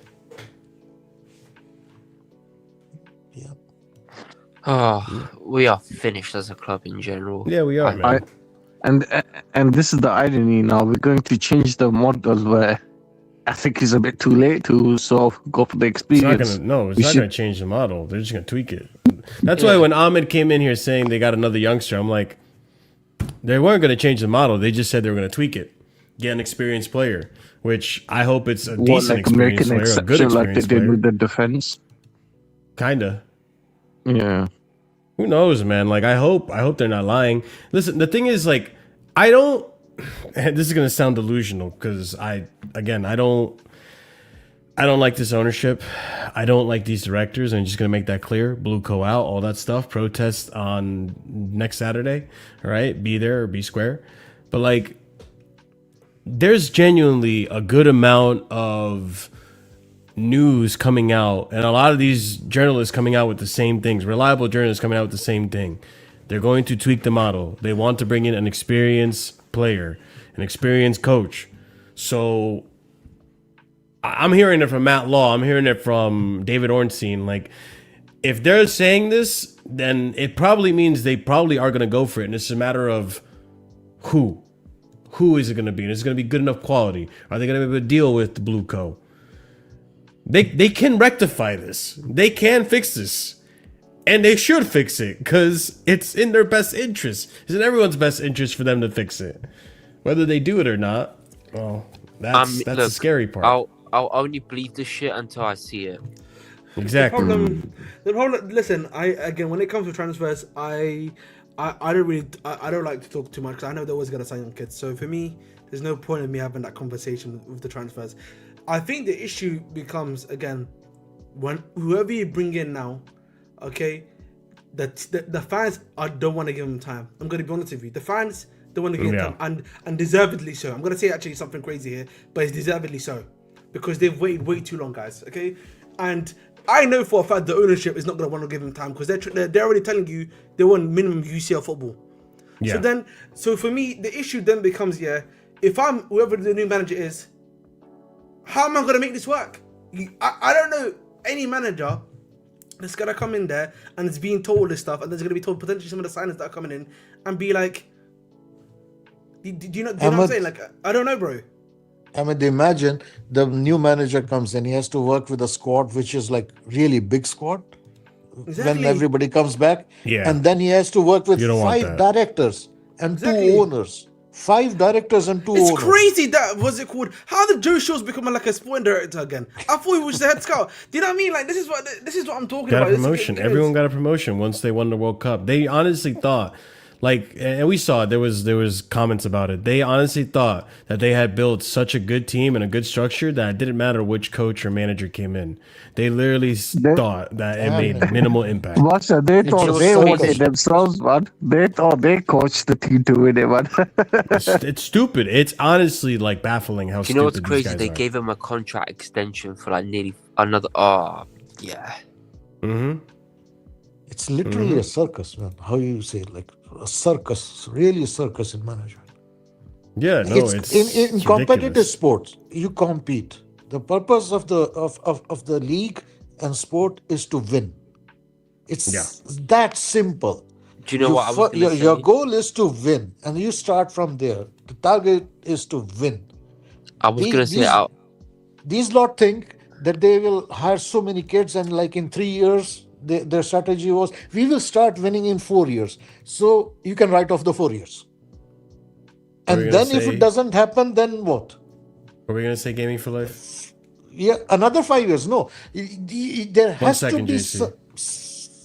They have to change this fire these directors, man. Yeah. Gaming for life, you were going to say something.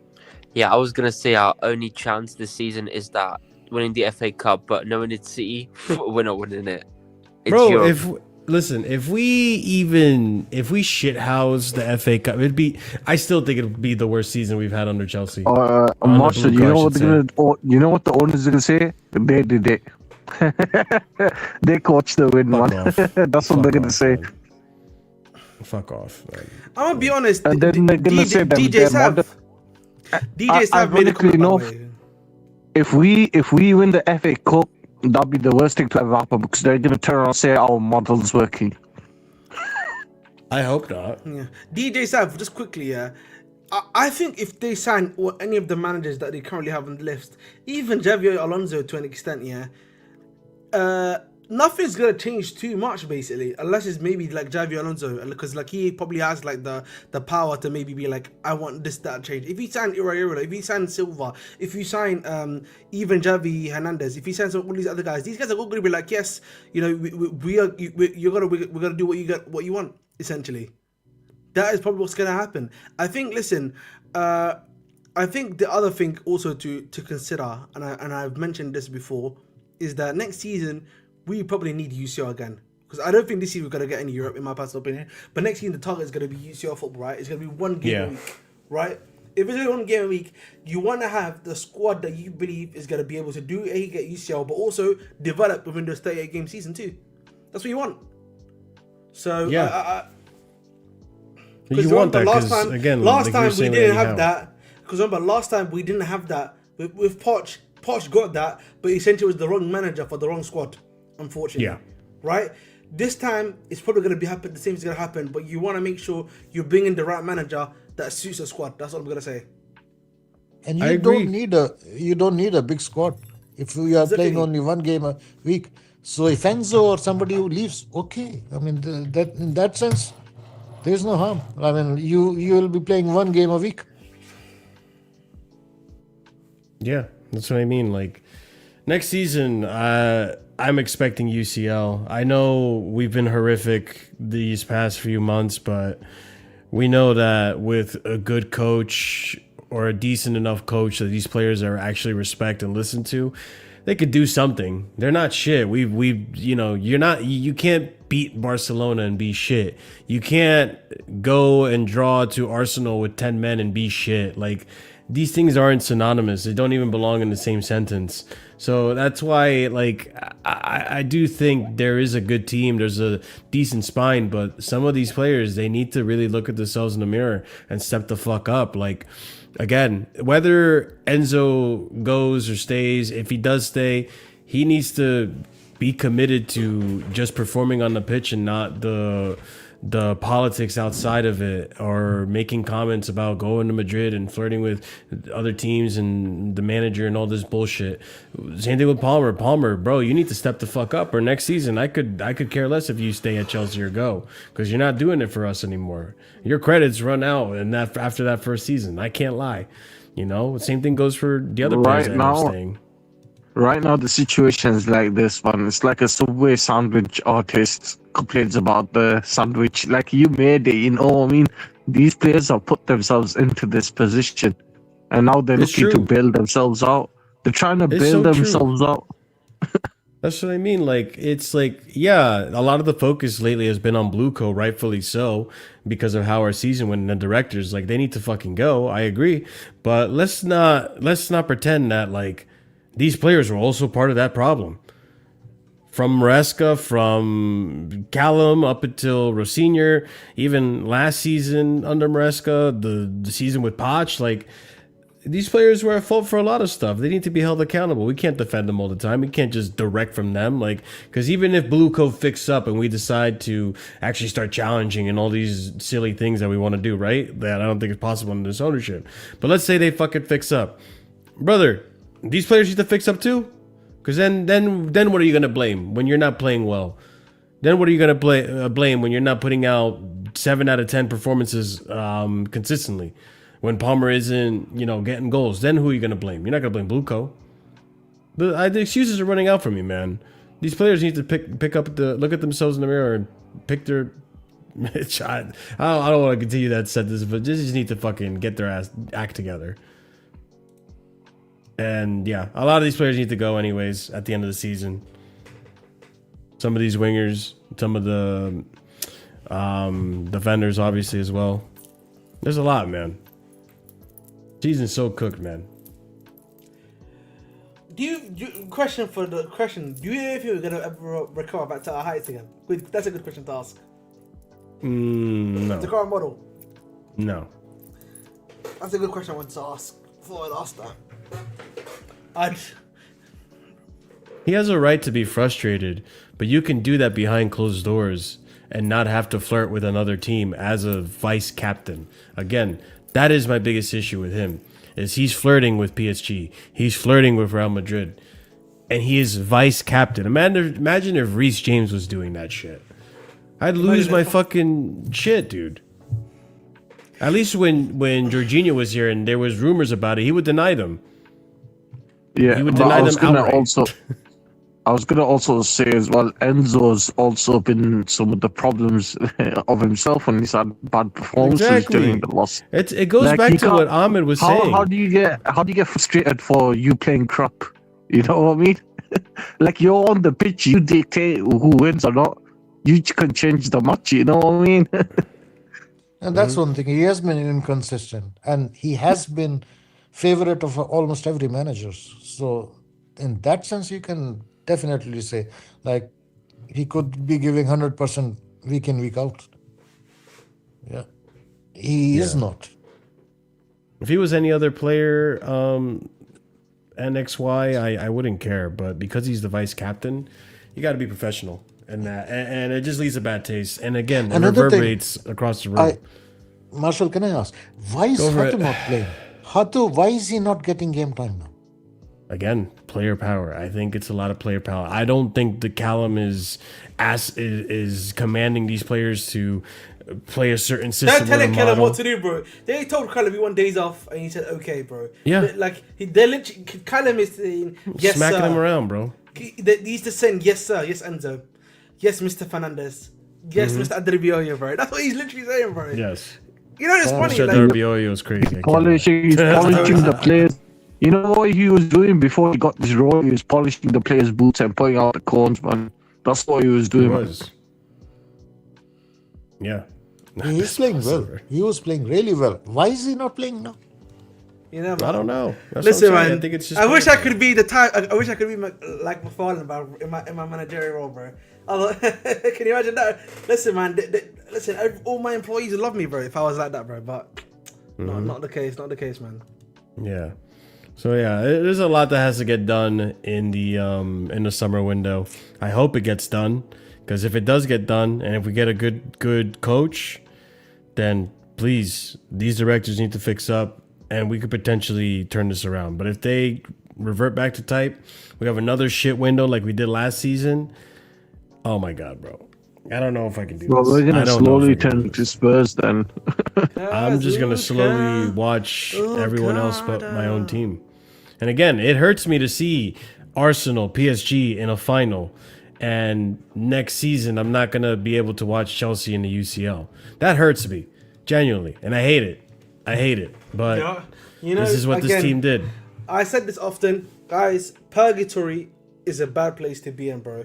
And we, honestly, bro, yeah, we were in purgatory. If you get Europe, yeah, because of Man City deciding, you know, by some will of God that maybe West Ham decide to do something against Arsenal, and Man City is like, we got to just focus and lock in on the EPL essentially, and we just get Europa League football. I will never forgive them, by the way. I'm just gonna be honest with you. I'm never gonna go forgive City. No joke. Because you know why? Because that will be another form of purgatory, by the way. You will be back almost in the same place as we were just the season before. Instead of Conference League, it will be Europa League football, right? And legit, nothing. This will be like one day extra played. You know, we're gonna be playing on Thursdays again. And do you know what they'll be like? Oh, we took a minor hit, but you know it's not a bad season. We got a trophy and we got Europe too. That'll be the excuse. You know what I mean? And you know what? It's crazy if.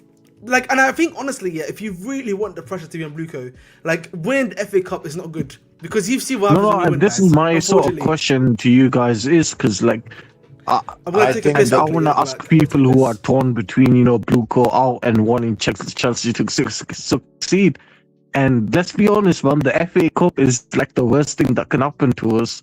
So like Marshall, like because No. I want to ask you, and I don't want to like fully put you into the spot here, but what would you say is the scenario in your head is like, because I know you're in between Blueco out and wanting Chelsea to succeed. So like, what's your thoughts about the FA Cup final in your sort of mindset? I'm sorry It's to still a put you cup, on the huh? spot, man. It's put It's me a into a trophy. between as well. That's what the call-in show is for. First time Yeah. caller, long time listener. There you go. Yeah, PG. For me, man, just go fucking win it if you can. I don't think we're going to, but like, just win it. Get something out of this season. The last thing I would fucking hate to happen this season is Tottenham survive relegation. We lose to Tottenham, hence they survive relegation. Arsenal win the Arsenal, UCL and actually win the league, and Chelsea come out of this with 0 trophies and 0 Europe. You realize how dark? I'll turn off these lights right now. I'll take this webcam off. Like, it'll get so dark in here, bro. Like, I don't want that. So at least come out with something. Like, yeah, it's been the season of hell, but it could be so much worse, or it could be a lot more tolerable if we at least had just some FA Cup that I can shamelessly brag about. Yeah. And I emphasize shamelessly, Yeah. because that's the only way to do it.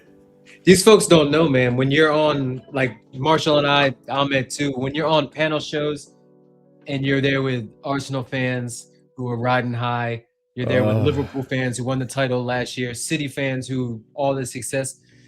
like we need something. Like we can't keep Yeah. saying we've won 2, we've got 5 prems or 6 prems, all this other stuff. Like in the moment, none of that shit matters. It's about what have you done for me lately? And Seriously. you can't fight fire with fire. Unfortunately, we need to. We can't win the FA Cup. Unfortunately, I hate to say this. No, this is what I was going to ask Ahmed. Essentially, I am a winner. asked. Listen, I'm a winner, but I realize winning the FA Cup could be detrimental to us and the cause. Unfortunately. Nah, man. And Ahmed, You gotta win. answered the my follow-up question. question for you then. Unfortunately, it will be because we know what happens, bro. When we win, guys, we won against what's it called? What's the team that we just won against in the FA Cup again? It was Leeds, right? Leeds. Protest talk was starting to get a little bit silent, bro. But then we lost literally. After No, but this is what I was. That's what I was gonna say. Like, I don't know, man. Like, Ahmed, what's what I easier? was going to add on to Ahmed's point as well, and I was saying it earlier as well. Like, Blue Coal turned around and said the model's working at that point. So it's like, Nah. you know what they're gonna say, man. You know what they're gonna say if we win it. Winning the FA Cup doesn't justify, in my mind, the model's working or the model isn't working. For me, the Prem is the true gauge of where you are as a club.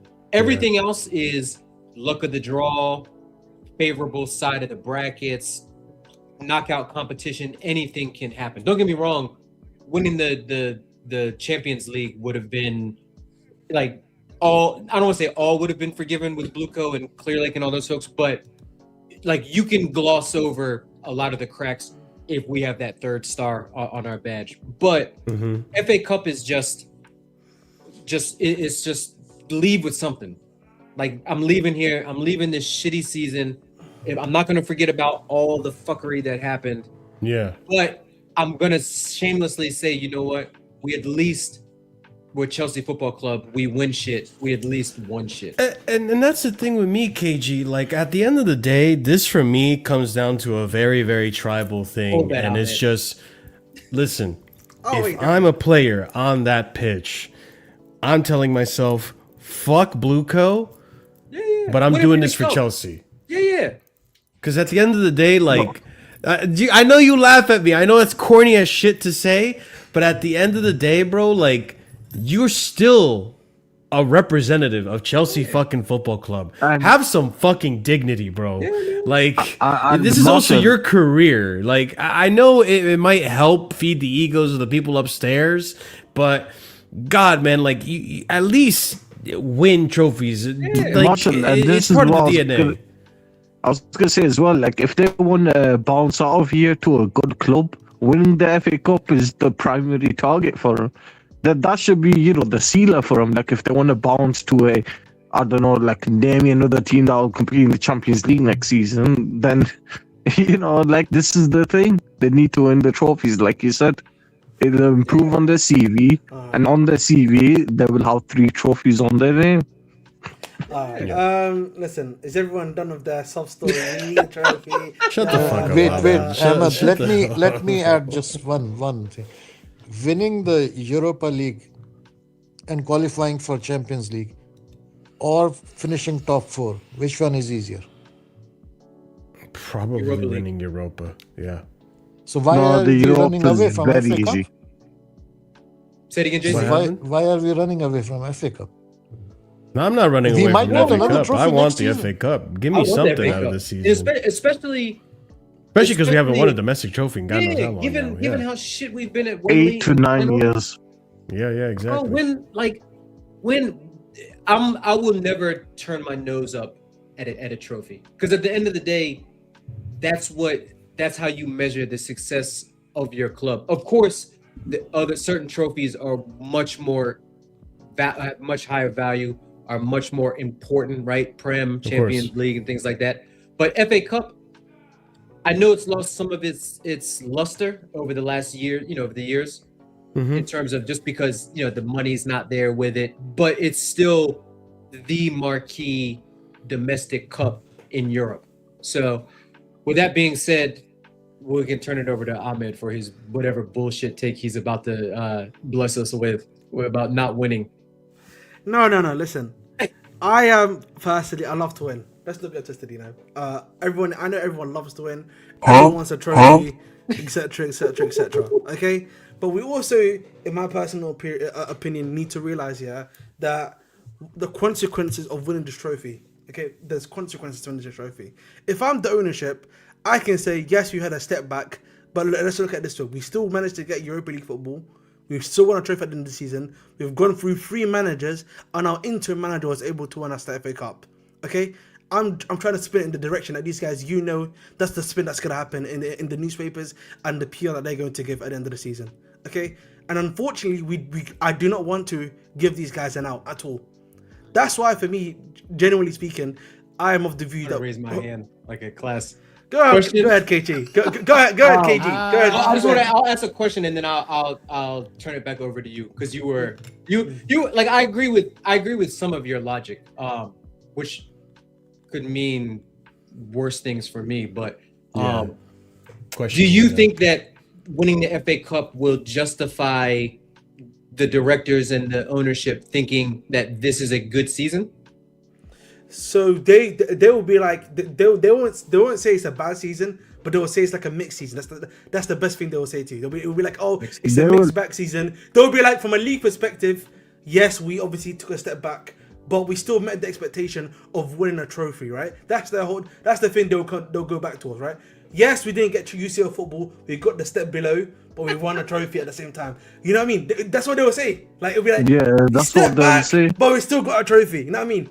And they'll post that picture everywhere. They'll give them Maresca. I know for a fact. And the thing is, guys, I want you to picture this. Can you imagine Iqbali holding that FA Cup trophy? That's going to be plastered everywhere. I want you to understand that, by the way. Because that would be like, again, that would be the first domestic trophy. Hey, listen, you forgot as well. That's the key. He's going to be smiling in 4K as well, man. You forgot that. That'll be the first trophy they've won. That'll be pictures everywhere. And low-key, because of winning the FA Cup, they can literally be like, this is not a bad season. They can say we've had some areas which we have taken a step back, but it's not a bad season because you've won a trophy at the end of the season. And that's the logic that we use. And Ahmed, don't forget, they said literally the targets are UCL football and to win trophies. I think so I think sometimes objectives. as fans, sometimes we become short-sighted. You know what I mean? The short-termism kills a lot of the mandem. You know what I mean? I want to, before you go, Marshall, there's a philosopher that I listen to quite often. His name is philosopher. Did you say philosopher? That's correct. Yes, and his name is Slavoj Žižek. Okay, and there's a term that he has in his philosophy. Listen, there's a term that he has here. Listen, there's a term that he has in his philosophy called jouissance. Okay, now jouissance is French term for instant gratification. Okay, that's what it is essentially. Say it again. Say that French word again. Jouissance.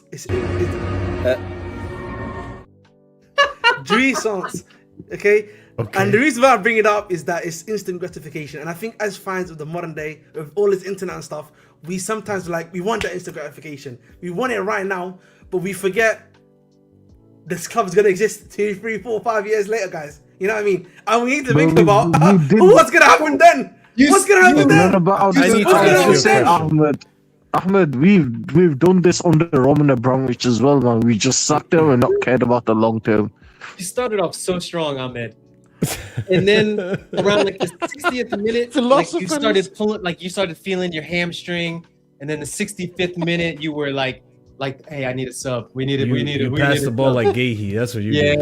Yeah. You know what? That is not true, RSM. RSM, can you bring up RSM's comment that there's zero guarantee of that? Dumb as fuck. RSM trophies. RSM, we have been to 6. I think it's in the last 10 years. I think we've been to 6 or 7 domestic 6 or 7 finals. Yeah, right. So to say it's never guaranteed, I actually kind of think is a bit false. We've actually shown we can consistently get into the Carabao FA Cup final. Okay, sure. In my opinion. So for me to say that we cannot get back there again, I think it's a false equivalency. That's my opinion. Wait, okay. So let me figure something out here. If we don't win the FA Cup, if we're not in Europe, Ahmed, I need you to walk me through the master plan.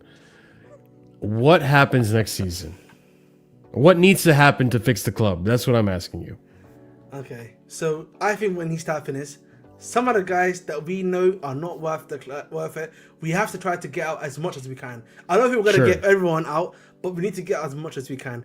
I then think we need to then start identifying the key areas that we need to actually improve upon and bring in 1 or 2 guys. Okay, but we don't have Europe, so there's less money to do that with. Okay, but continue. No, but this is why again the sales are key, right? You have to actually sell these guys.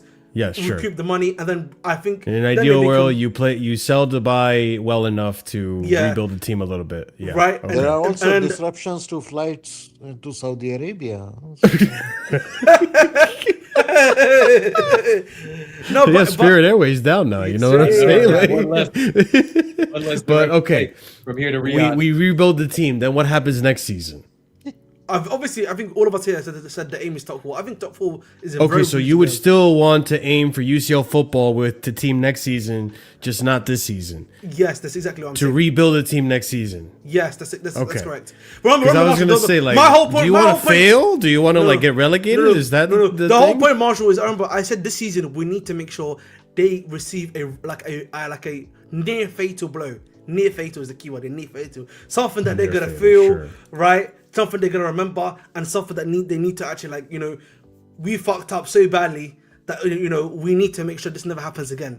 That's it. But don't you Okay. think finishing 9th, 10th in the Premier League is that blow? But listen, I would hope they're smart enough to- Listen, to- of course, listen, any reasonable person would say that. But then, if you can get Europa League and FA Cup, bro, you can almost counteract that. You can be like, yes, we were shit in the league, but we'll still be able to do something. And you know what they're gonna do? They're gonna try to win that Europa Can I give you a League great next example of season. this? The great example of this was United, bro. Just 2 seasons ago. United 2 seasons ago were absolute dross.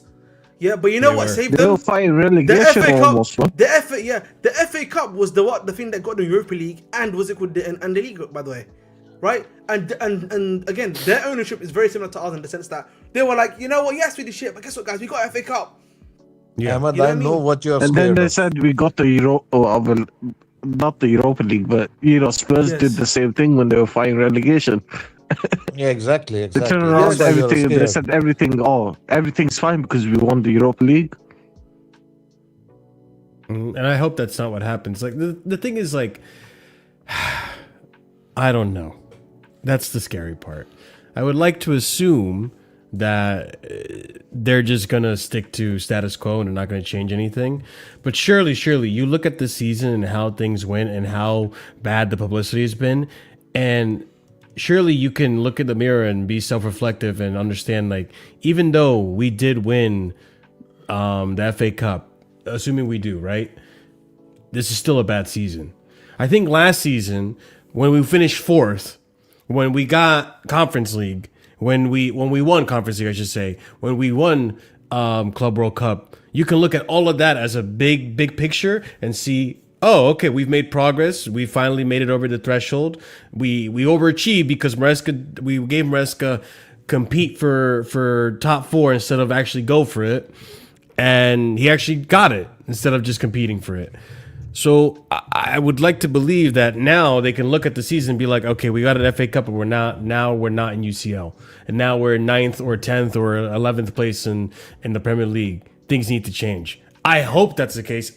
I don't think so. We're gonna have to just see, It's scary.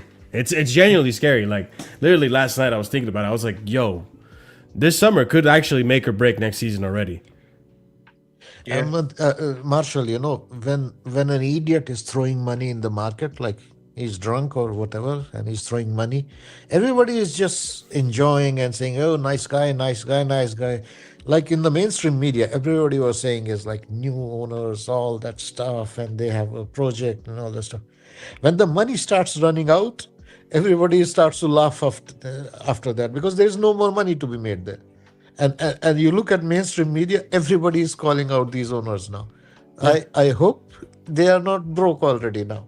And I don't think they are. Nah, they're private equity folks, so money for them grows on trees. Because They're basically Todd Bowley, Egg Barley. I've got their sugar daddies that have got plenty of money. they'll just go find new investors and new parts to sell it off to. I won't say the bigger problem, but there's a reason why American sports don't allow private equity firms to buy sports franchises, and it's for that reason. They don't want to see a team be owned by 12% here, and then all of a sudden new revenue streams come in that aren't exactly tangible and all that.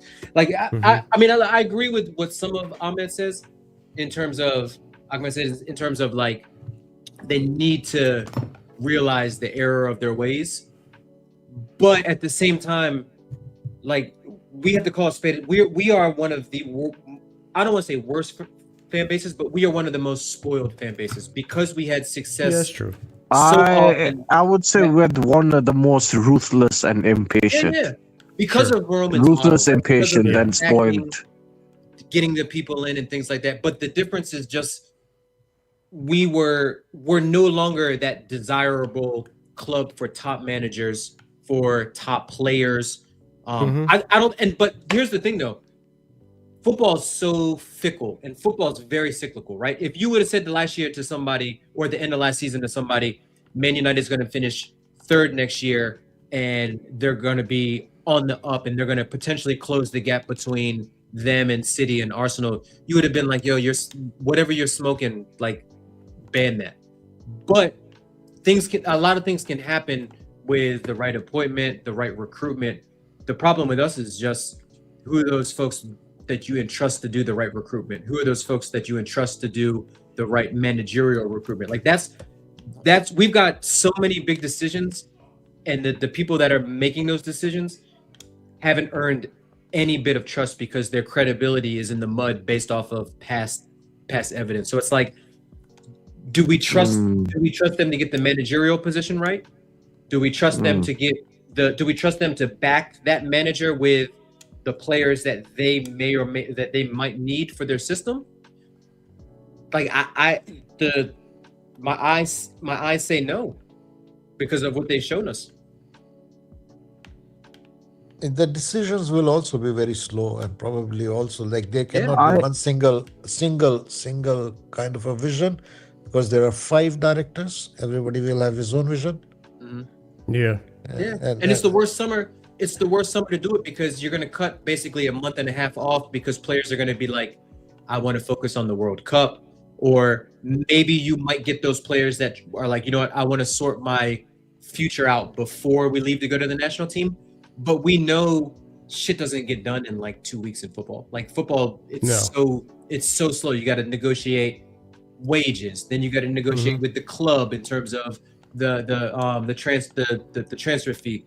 Then, like Marshall was saying, you might have to sell to buy, so you might not have the cash to do it. And then they close the loopholes with the 8-year contract. So it's just a massive like, this summer is probably the most important summer that we've had for the club since the ownership change. True. Yeah. This is like a pivotal summer for them, for the fans, for everything. Like, this is make or break. I think if they have a shit summer, I think the majority of Chelsea fans are going to lose faith, and it's going to be relentless protest after protest after protest. And again, the results are going to drive that, especially for me and my emotions in this. But like, still, like, that is, you're pretty much telling the fan base, either fuck off, or, you know what, we're going to try our best to get in the right direction. And that speaks volumes, because you guys don't even speak at all, you know? Yeah. Marshall, I don't think these directors deserve another summer. I agree, but we don't have a choice in this. That's the problem. Yeah. And so we're working off of what's going to potentially happen, what we have in front of us. And I don't know if the owners know how to hire a proper director. I agree. Yeah, but you know what though? But the players that I was listening to you guys a little bit earlier too. The players have to hold smoke for this too, because they're better. They're better than this. That performance versus Forest, that wasn't on the manager. The players looked like they were actually trying. They didn't look like they were down toolsing like they did under Rossini the last 2 games. They just sucked. They just were collectively, apart from João Pedro, everybody was just ass. And that's on the players. Like, at some point, the players they have to be held accountable, and they need to realize that, you know what, like, you're playing for your Chelsea future, you're playing for your reputation, you're playing for your pockets, for your money, right? Because your money's going to get impacted by not being in the Champions League next year. Like these players haven't done enough the down tools on any manager. And I get it. Like as bad as Senior was, as I don't want to say bad as Callum is, because he's not even really a coach. Like he's just there because his badge works at Cobham and his badge works at Stamford Bridge. Like he's just easy for him. So it's like they need to get their shit in order. Like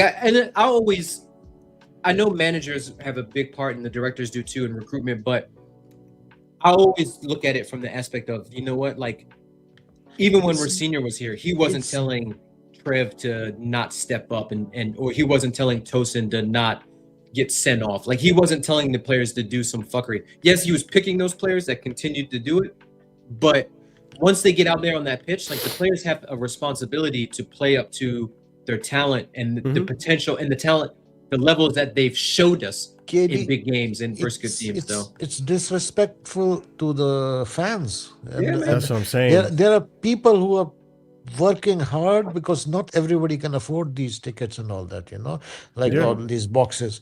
So there are fans in England who are working like shifts to buy these tickets and go and visit. And not everyone gets brown envelopes like Ahmed, Ahmed, yeah. And that's the thing too. When you imagine a fan who's flying from Japan or USA to watch this game, bro, and he sees that performance. Before I had kids, I used to go to one game every year, and it was like $2,000 maybe to go.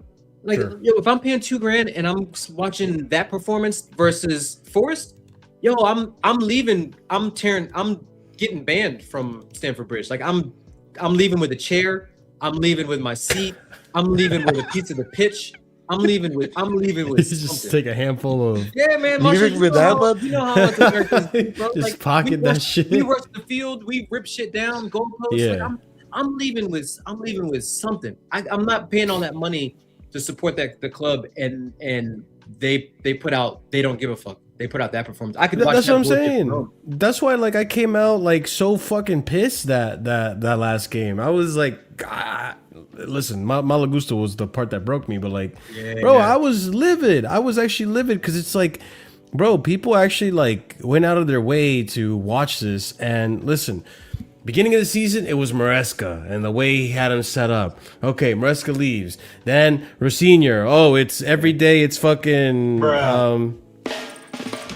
It's like that's not gonna win us anything. Yeah. And then he leaves.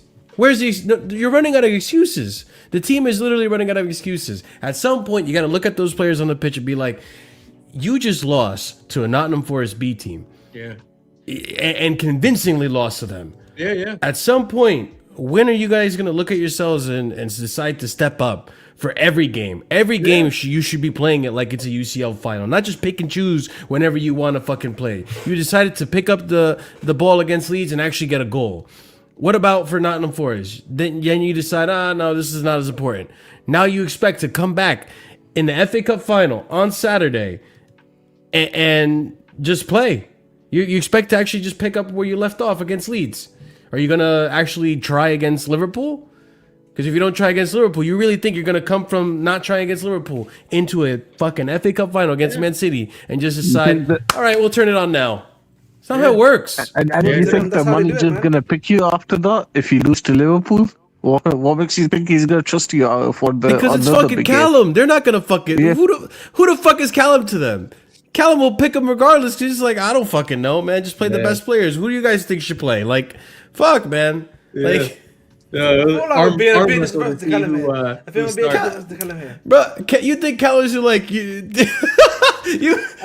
So you think Callum is gonna sit in the dressing room and be like, Enzo, I didn't like your performance against Forest or Liverpool. I'm gonna bench you in the final, bro. Come on, Ahmed. I'm not saying that. Come on, Ahmed. No. I think. Listen, I'm trying to be a bit fair to McFarlane in the sense that I do also feel low-key McFarlane's probably gonna give them like is giving them some level of like tactics, right? Like he just gotta sit there and watch and take it, bro. He got no say in this. They won Who has been our game. cup goalkeeper? we Who's won been our one top- Hey, game. but in, like, Marshall thinks it's one of them things where Callum's gonna get his lunch money taken away from him, man. He fucking will. He gets shoved into a That's- locker so low-key, quickly, that's bro. what we won one game in like a month and a half, and Yes. the players were like, "Callum, we're gonna have 3 days off," and he was like, "Yeah, go ahead, do your thing." Yeah, I didn't speak about Yeah, that. That he one couldn't low say key is not shit, bro, bro. man. Like I'm all for players getting like a day, getting a little bit of time off, because at the end of the day, like we know that football is it's their job, but it's not like they have other stuff going on, and you Yeah. need that. You need work-life balance no matter what it is. Like Of fans have course. an unrealistic expectation that players should be either playing or practicing or working out, lifting weights, and trying to get better 24 hours of the day. And it's like, yo, you need a little bit of distraction for burnout. But I'm like, yo, these motherfuckers 3 days in Madrid watching tennis, and the season is just collapsing around us. Like 3 days is crazy. That's the Yeah. part. Like 3 days is actually crazy. Yeah. For them to have 3 days off and then have that performance. yeah. Oh my. That's the thing. God. Like somebody like a Mourinho or somebody like a well-established coach, and I don't even fault Callum, because 6 months ago no one had ever even heard of Callum. He was coaching the under 21s and just Yeah. doing what under 21 coaches do, where you just try to develop your players and encourage them and try to play a similar system to what the first team's playing. Now he's thrust into it, and he's got to manage some of these egos, a Fofana, a Gusto, guys that are just obviously like either mentally checked out or just don't give a fuck. Like, I can't even blame. I can't even blame. That's why the next head coach or manager, like, they have a lot on their plate. Yeah. Genuinely, they have a lot on their plate. I feel sorry for whoever comes and takes this job. Yeah. I really do. Like, yeah, they're gonna get Welcome paid, back they're gonna to get their clout, but HA Marshall. what about He's him? back after a few months, I think. No. Yeah, I haven't seen you in a while, HA. Welcome back. HA was right, man. Big up for my boy, Morosca HA. Morosca, my demon, man. That's my demon right there, man. You are shameless. Shameless. But you know what though? I mean, the most important decision, like the one decision they cannot fuck up this summer, is the manager. Mm-hmm. And that is 100% will set the tone. If they hire Iriola, the fan base will immediately. I feel bad saying this, but this is what will happen. They will immediately be It on will Iriola. turn into another. What was his Actually, he's name not that again? bad The fat manager. Spanish waiter. Rafa. Oh, It turned Rafa? into another Rafa Benitez situation, bro. They won't even. Where we they don't won't want him in. Yeah, they won't give Iriola a chance, which, like, I feel bad because I'm like, yo, just you back whoever the Chelsea manager is, and you want them to Yeah. do good. Like over, like I will, Unless you're on I that. will 100% put my hands up and say, you know what, I was wrong on this particular manager. They're not good, or they were good. But at the end of the day, I want them all to succeed at Chelsea, because if they succeed at Chelsea, then it's good for all of us, right? The fans. But I But know let's if they not lie, succeed- though. Let's You not know lie, how- though. Before Rossini got into the job, we all said that he's not good enough, even though we Right, wanted we him knew to that. succeed. Right, you knew that, but you still wanted him.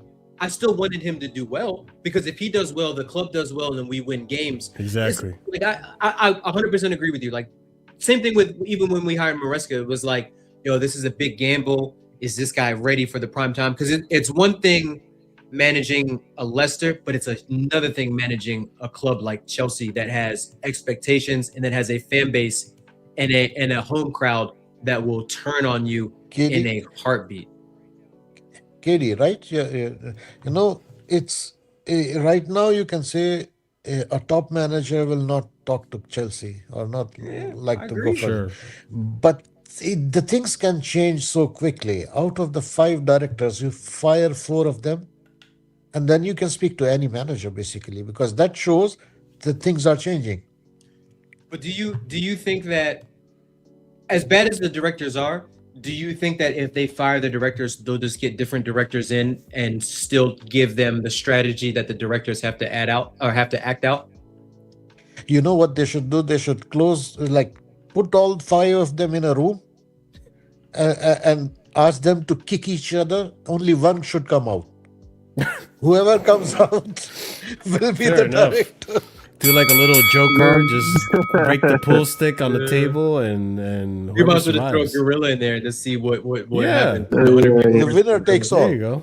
Bro, but JC, they're all gonna go back to the owners, to the Ekbalis, to the Tods, and You know, they're actually, gonna put him be in a room listening with to the them. lap. Put him in the room with the lap. It'd be Royal Rumble style. That would fit right in. Well, Man. alright, that's a bad idea, Marshall, man. The lap will come out on top, man.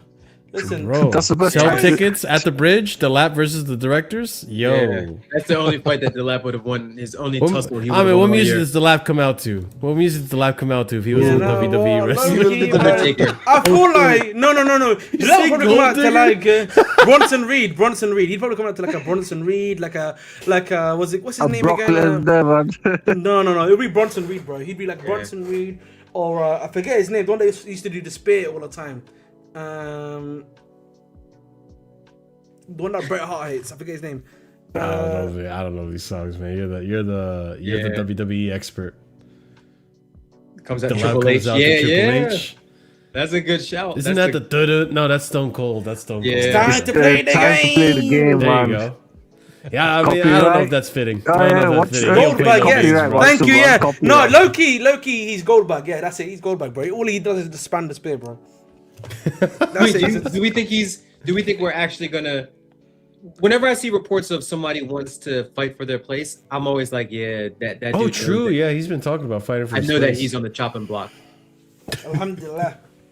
Yeah, this was man. going on. This was going on Twitter all day today. The supposed fights at Cobham between players. I'll Oh, be honest. shit, really? I saw who the source was. Yeah, I did Unfortunately- We predicted this Unfortunately, last stream, huh? unfortunately, the source I don't think is very reliable. We'll Yeah, say yeah, about yeah. that. Oh, okay. I could see Okay. Fafana being involved in the I'll be kerfuffle, honest, man. Fafana's a whore anyway. So like, we just leave it. He's a whore. He's a slut. He's right now. He's trying God to. damn. I don't know if you saw, bro. He's literally his agent's trying to whore him out to Sneaking out to Barcelona. French Yeah, yeah. journalists. Yeah, literally. I saw that he proposed himself. To like, did he get down on one knee and say, "Yo, we've got. Will you take my hand in holy Yeah. transfer matrimony?" Yeah. Transfer match. But you know the No. You try again. That's what it sounds like. No, try again. He's gonna You know keep what? Though trying Barcelona again, bro. would do some dumb shit like that. I could see him going to Barca, man. Yeah, man. I just want him gone too, man. Him and Malagusto, just hold hands. I don't know what you guys got to do, but just skip out of here, bro. Yeah. Skip on out of here, The thing is, Malagusto will have a lot of suitors. Gusto I is know. going Yeah, to World Cup. bro. I turned on Fafana so quick. It took like 3 days, and all of a sudden I was like, all right, never mind. I'm done with Fafana. Is Gusto going to World Cup? Yeah. Probably, yeah. He's gonna go World He's Cup. there, he, Can he score a couple started of their goals? last couple of games for France. I hope he scores a few hold goals on, hold on. You want Malagusto to score what? Goals? couple of goals. That's not gonna happen, bro. It's Malagusto. Oh, He's lucky he the got guy 2 scored this like season. 2 goals in 200 appearances. Bro, he got man. his first 2 goals this season. Yeah, and they were not either back to back or in the same week too, and we were like, "Oh shit, Gusto!" You know, Yeah. I'm thinking like if he scores a couple of goals, we will get more money for him. And you But know, these and you know directors who will gave say, "See, Malagusto you his were first right." goal? You know who gave Malagusto his first goal, Ahmed? You know who? No, imagine if he says who. Oh, Fofana. you- Fofana. Because too young, because not experience, and unfortunately for them, they will be all wrong. All the ones that they have the truth and they have the answer for everything. So in English, I would say F off to all of them. I'm pretty sure that was directed right at you, bro. Like, He that can was say a F off to me, bro. targeted. I promise you, again, he's He getting. his Italian source agent directly just took Listen, a fucking clip again, from Casually I'm FC gonna and showed it to him. I'm gonna repeat this again. This guy, the next job he gets, he's gonna underachieve so bad. The streets are gonna ask how he did at Chelsea. That's my Hey, opinion. hold on. Just let me Hey, ask you. Ahmed's gonna be You are there saying front row seat, man. underachieved. So no. He just said underachieved. So did he achieve something? That means No, I he said, achieved something. the next, I'm talking about then his next club, bro. Specifically, Where's What's- my- wow. here we go. So Ahmed Ahmed, if he takes. goes to if he goes to City like it's being widely reported, what does that say about our project, and what does that say about how they view Maresca and what level they view I think Maresca. they're overestimating how good Maresca is. That's my opinion, though. They know him. They arguably know him just as well as we do, right? He was there. The coach there for a few years, so they know him well. Like my thing with Maresca was, I never expected him to be the finished article because he's so young in his managerial career. Like just like a young player that has potential, you're gonna have ups and downs. So it's like, all right, I want to see how he responds to adversity, right? Every good manager, Pep had adversity, Klopp had adversity, Mourinho had adversity. I want to see how they get through the tough times and then how they come out of it. But I also want them to see, I want to see them have a say on who comes in, right? Because it's like you can't, I know nowadays that there's the big thing between managers and coaches and all that bullshit, but you need clubs that win things. Everybody is on the same page, and it was clear that we weren't on the same page with Maresca from the standpoint of, I need another center back. My best ball playing center back tore his ACL. Blah blah blah. So it's like you can't win. I don't think you can win high level football at big clubs with just a head coach that has no say over any sort of transfers. I don't want them to be super involved in it because we know managers, even the greatest managers, Pep, Klopp, have had howlers in terms of Tuchel. Tuchel too. Klopp wanted Julian Brandt over Mo Salah. Like we know that because they're so focused on their team, they're not out there watching games week in and week out and scouting and all that stuff. But yeah, it's true. You still need I feel like you still need to give them the sign off. Like, all right, look, we're gonna present you with 3 or 4 players. You let us know which ones that we can take off the list, and then we'll go and try to do the negotiations. And if we can work something out, we'll bring them and stuff like that. But you can't just like I don't think you can just feed players to coaches and managers and just say make it work. Without the problem is with that, right? And because ironically enough, like 6 months ago, just before Maresca, I think, got the sack, there was an interview with the ex-manager and what it was like talking with sporting directors. And essentially, I'll summarize the story for you. He wanted a left back that was at least 6 foot tall because, surprise, surprise, his team couldn't, deal with headers, and you needed someone that's quite tall for heading against corners. And essentially what the sporting directors ended up getting him was a 5'10" left back who just has a bit of skill, and he's basically not the profile he wanted. And essentially, like, he had to, play it off as if he wanted the signing. But of course, essentially, what the manager wants and what the sporting directors will do are 2 separate things. That's what I was trying to say. Yeah, I agree. The difference in philosophy, there's a massive difference in philosophy at this club, and it's clearly evident. Like, no matter which manager we're going to bring in, the sporting directors are going to do their own thing, and the manager has to nod his head and say yes. Yeah, man. Because essentially they run the club. It's true. Look at the Garnacho signing, right? Like, we all knew that our biggest problem coming into this year when it came to the attack was 1, being clinical, but 2, also breaking down low blocks. You need one. Look at the direct signing as well, man. Yeah, you need direct 1v1 wingers to break down a low block, right? Because you're gonna move the ball quick, and you're gonna try to get there so you get 1v1.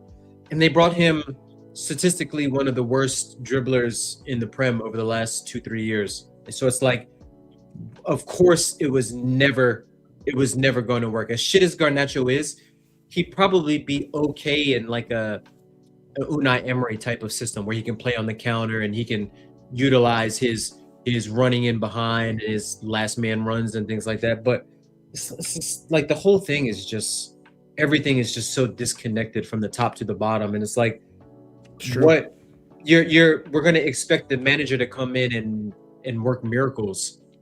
And I'm like, I don't know if there's a manager out there, even Alonso, as good as he is, he's still a young manager. Like, is he really going to come in and all of a sudden kind of turn the club's fortunes around by himself? Like, nah, he's going to need the right recruitment.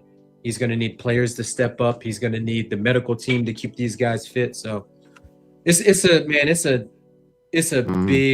a daunting task for anybody that comes in, and you're going to be under the pressure cooker immediately. You know? Yeah, and that's why I'm saying, big up JC. That's why I'm saying next season, whoever it is, because of just how much of a mess we're in, and because we can't rely on these directors to necessarily, get this window right. At least I'm inclined to believe they're not going to get it right. You have a lot to do, and you just have to keep yourself in the job. Try to get this team to at least compete for that top 4 place. Get us back in Europe. Just make the team respectable again, because right now I just feel like everyone's just spitting in our faces. I mean, we could be facing 7 losses in the Premier League in a row after Saturday if we lose against Liverpool. Hey! That's a record breaker for Chelsea. You're about to get Sean Strickland, man. Before he gets Sean Strickland, We're about to get clean KO'd. KO, bro. Yeah, First round. on Saturday, man. It might be a double whammy, man. But it's early too, man. That's the worst part. Oh, it's an early one too. Yeah, it's 7 a.m. for us. I might not wake up for that one, Loki. It might be one of those ones I'm in. But no, it's on the noon at your time. It's on at 7. Yeah, it's noon your time. But it's Saturday, man. But Saturday, little cheeky line brunch. I usually go for brunch at that time too. So I don't even know. I usually pick up a brunch. No, all right, man. You just get breakfast like a normal person. We have to see if it fits with your itinerary and your schedule. There you go, man. Yeah, man. See if we can pencil in a little Anfield trip and make it work with Ahmed's schedule. You need more shares of Vivid Seats to be able to actually make that call. Meanwhile, me and Marshall are waking up. Hey, I've got a lot of shares in Vivid Seats, man. Shout out to Marshall. Shout out to KG, man. They're making me money. KD and Marshall are making me like generational. Shout out Pete, bro. Shout out Pete. He was. Shout out Pete too. Yeah, I'm about shout out Pete too. Yeah, there we go, man. Like I don't think you guys in London and other parts of the world probably know too, because their time difference. But bro, when you wake up at like 7 in the morning to watch a game and you lose, you can't it hits different. I was in so 2 years ago I went to Canada while the season was on. It was the part season, funnily enough. I was in Edmonton. I'm glad you felt that pain. So it was in Edmonton, in Alberta, right? And it was cold as shit there too. It was actually really nice. When I went there, for some reason, it was like April, Mayish. It was April, Mayish. It was actually really nice weather at that time. And that's like I think that's near California area or something like that. Sure. So, bro, it was like, I remember waking up again. It's like 4 5 a.m. to watch the game. I was like, what the flip, bro? Yeah. Like, West Coast is even worse. Like Joe, like Joey, Wob Sports, big up Joey. He'll be up at like 4 in the morning for an early game. And I'll be like, bro, like, yeah, you don't have kids, wild. You don't have stuff like that. But I'm like, that's like me when I used to watch the UFC when they used to do. Stuff, bro. Those things are late, bro. Late. Yeah, but that's what I mean, man, guys. Like, it's all banking on this summer, and again, even if it's a bad summer, the next manager, head coach, they have a very big task in front of them, and I'll take mile steps in the right direction. And I'll be patient for that. But if you show me terrorist football and no pattern of play, and again with like the pot shit again, and everyone just looks like ass, and we get a repeat of this, or we're 43 points with 3 weeks left to go. Oh man, get out of the club. Imagine we get the Getafe manager, man. No, thank you. I'm okay on that, bro. So let's see, because if we're getting some points and we're looking better than we are right now under the next manager, just hold your breath and hope he keeps going in the right direction. And maybe in 2 seasons from now, maybe the team will be good enough to do something. Can you imagine if McFarlane wins the rest of his games and gets the FA Cup? Do you think they give him the job? No, they won't give him the job. Nah. Don't see. This is why I'm not a mutant. Harasses you, man. That's why, because you say things like that, and he takes you seriously. I'm not saying that, by the way, but like, yo, you never know, man. You never know. That's I don't even think Callum would want the job. Every time Callum speaks, he looks like someone that doesn't want to be there. Like like his facial expressions, his body language is just like, bro, the guy was a assistant manager at amateur level, man. He's not the type of guy to be, leading the line or even be a manager. 100%. He was an assistant manager at Croydon FC, man. Yeah. Yeah. But that being said, ladies and gents, we're going to call it right here. Big up to everyone that came on the call-in show. I was going to make it a Casually Chelsea show, but I didn't really have time to make the show, so we'll save that for another time. Maybe Friday, who knows. But yeah, obviously, we'll be here Saturday to react to that Liverpool game.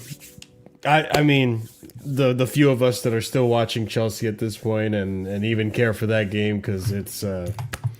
I mean, listen, we can still mathematically get Europe, but I don't know. These players are checked out. Why should I be checked in, you know?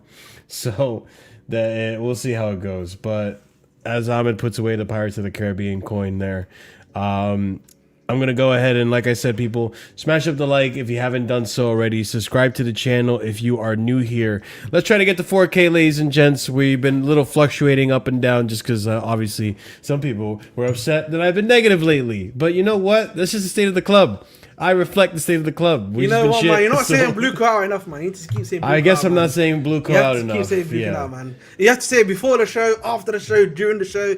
Also, like every 2 seconds. I'm just gonna put a banner in the back of the shows from now on of just saying that's not enough, man. I'm sorry. Stop asking. You know what I mean? I don't think that's enough, man, because they're gonna keep asking me, "Are you blue cut out?" What if I make this blue call out? Can you also? I think another thing you need to also add is that we are not going. We need to say we're not going to administration next season as well, because that's something that we keep getting asked. So we need to say we're not getting. Why are you such a hater?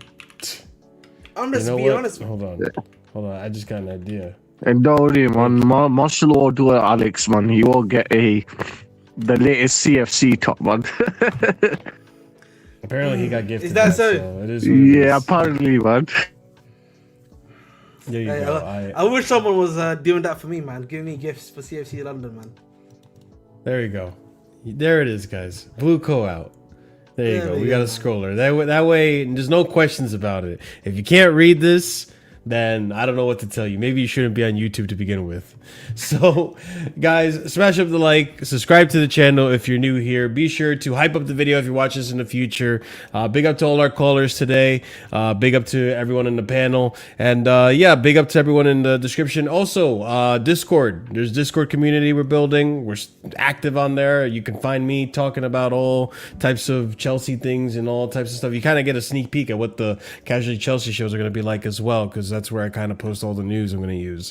But yeah, check it out. This community is awesome. And memberships, there's 4 different tiers starting at 99p. And as always, at the end of every show, if you're a proper casual and higher tier member, we give shout outs at the end of every show. And that's going to go out to our friends here, Lanre, Sadiq, EE, and Adrian. Big up to you guys for being proper casuals, and big up to the rest of you guys as well for being here and being casuals as well. But copy paste the raid message. We're gonna raid out to Flawless over at Sarcasm City. Let them know what's up, and we'll catch you guys again soon. Big up to you. Have a wonderful night, and as always, stay casual. Oh, and good night, guys. Pajita and sleep. Jerk off. Oh, but he didn't sleep. Yeah, and sleep.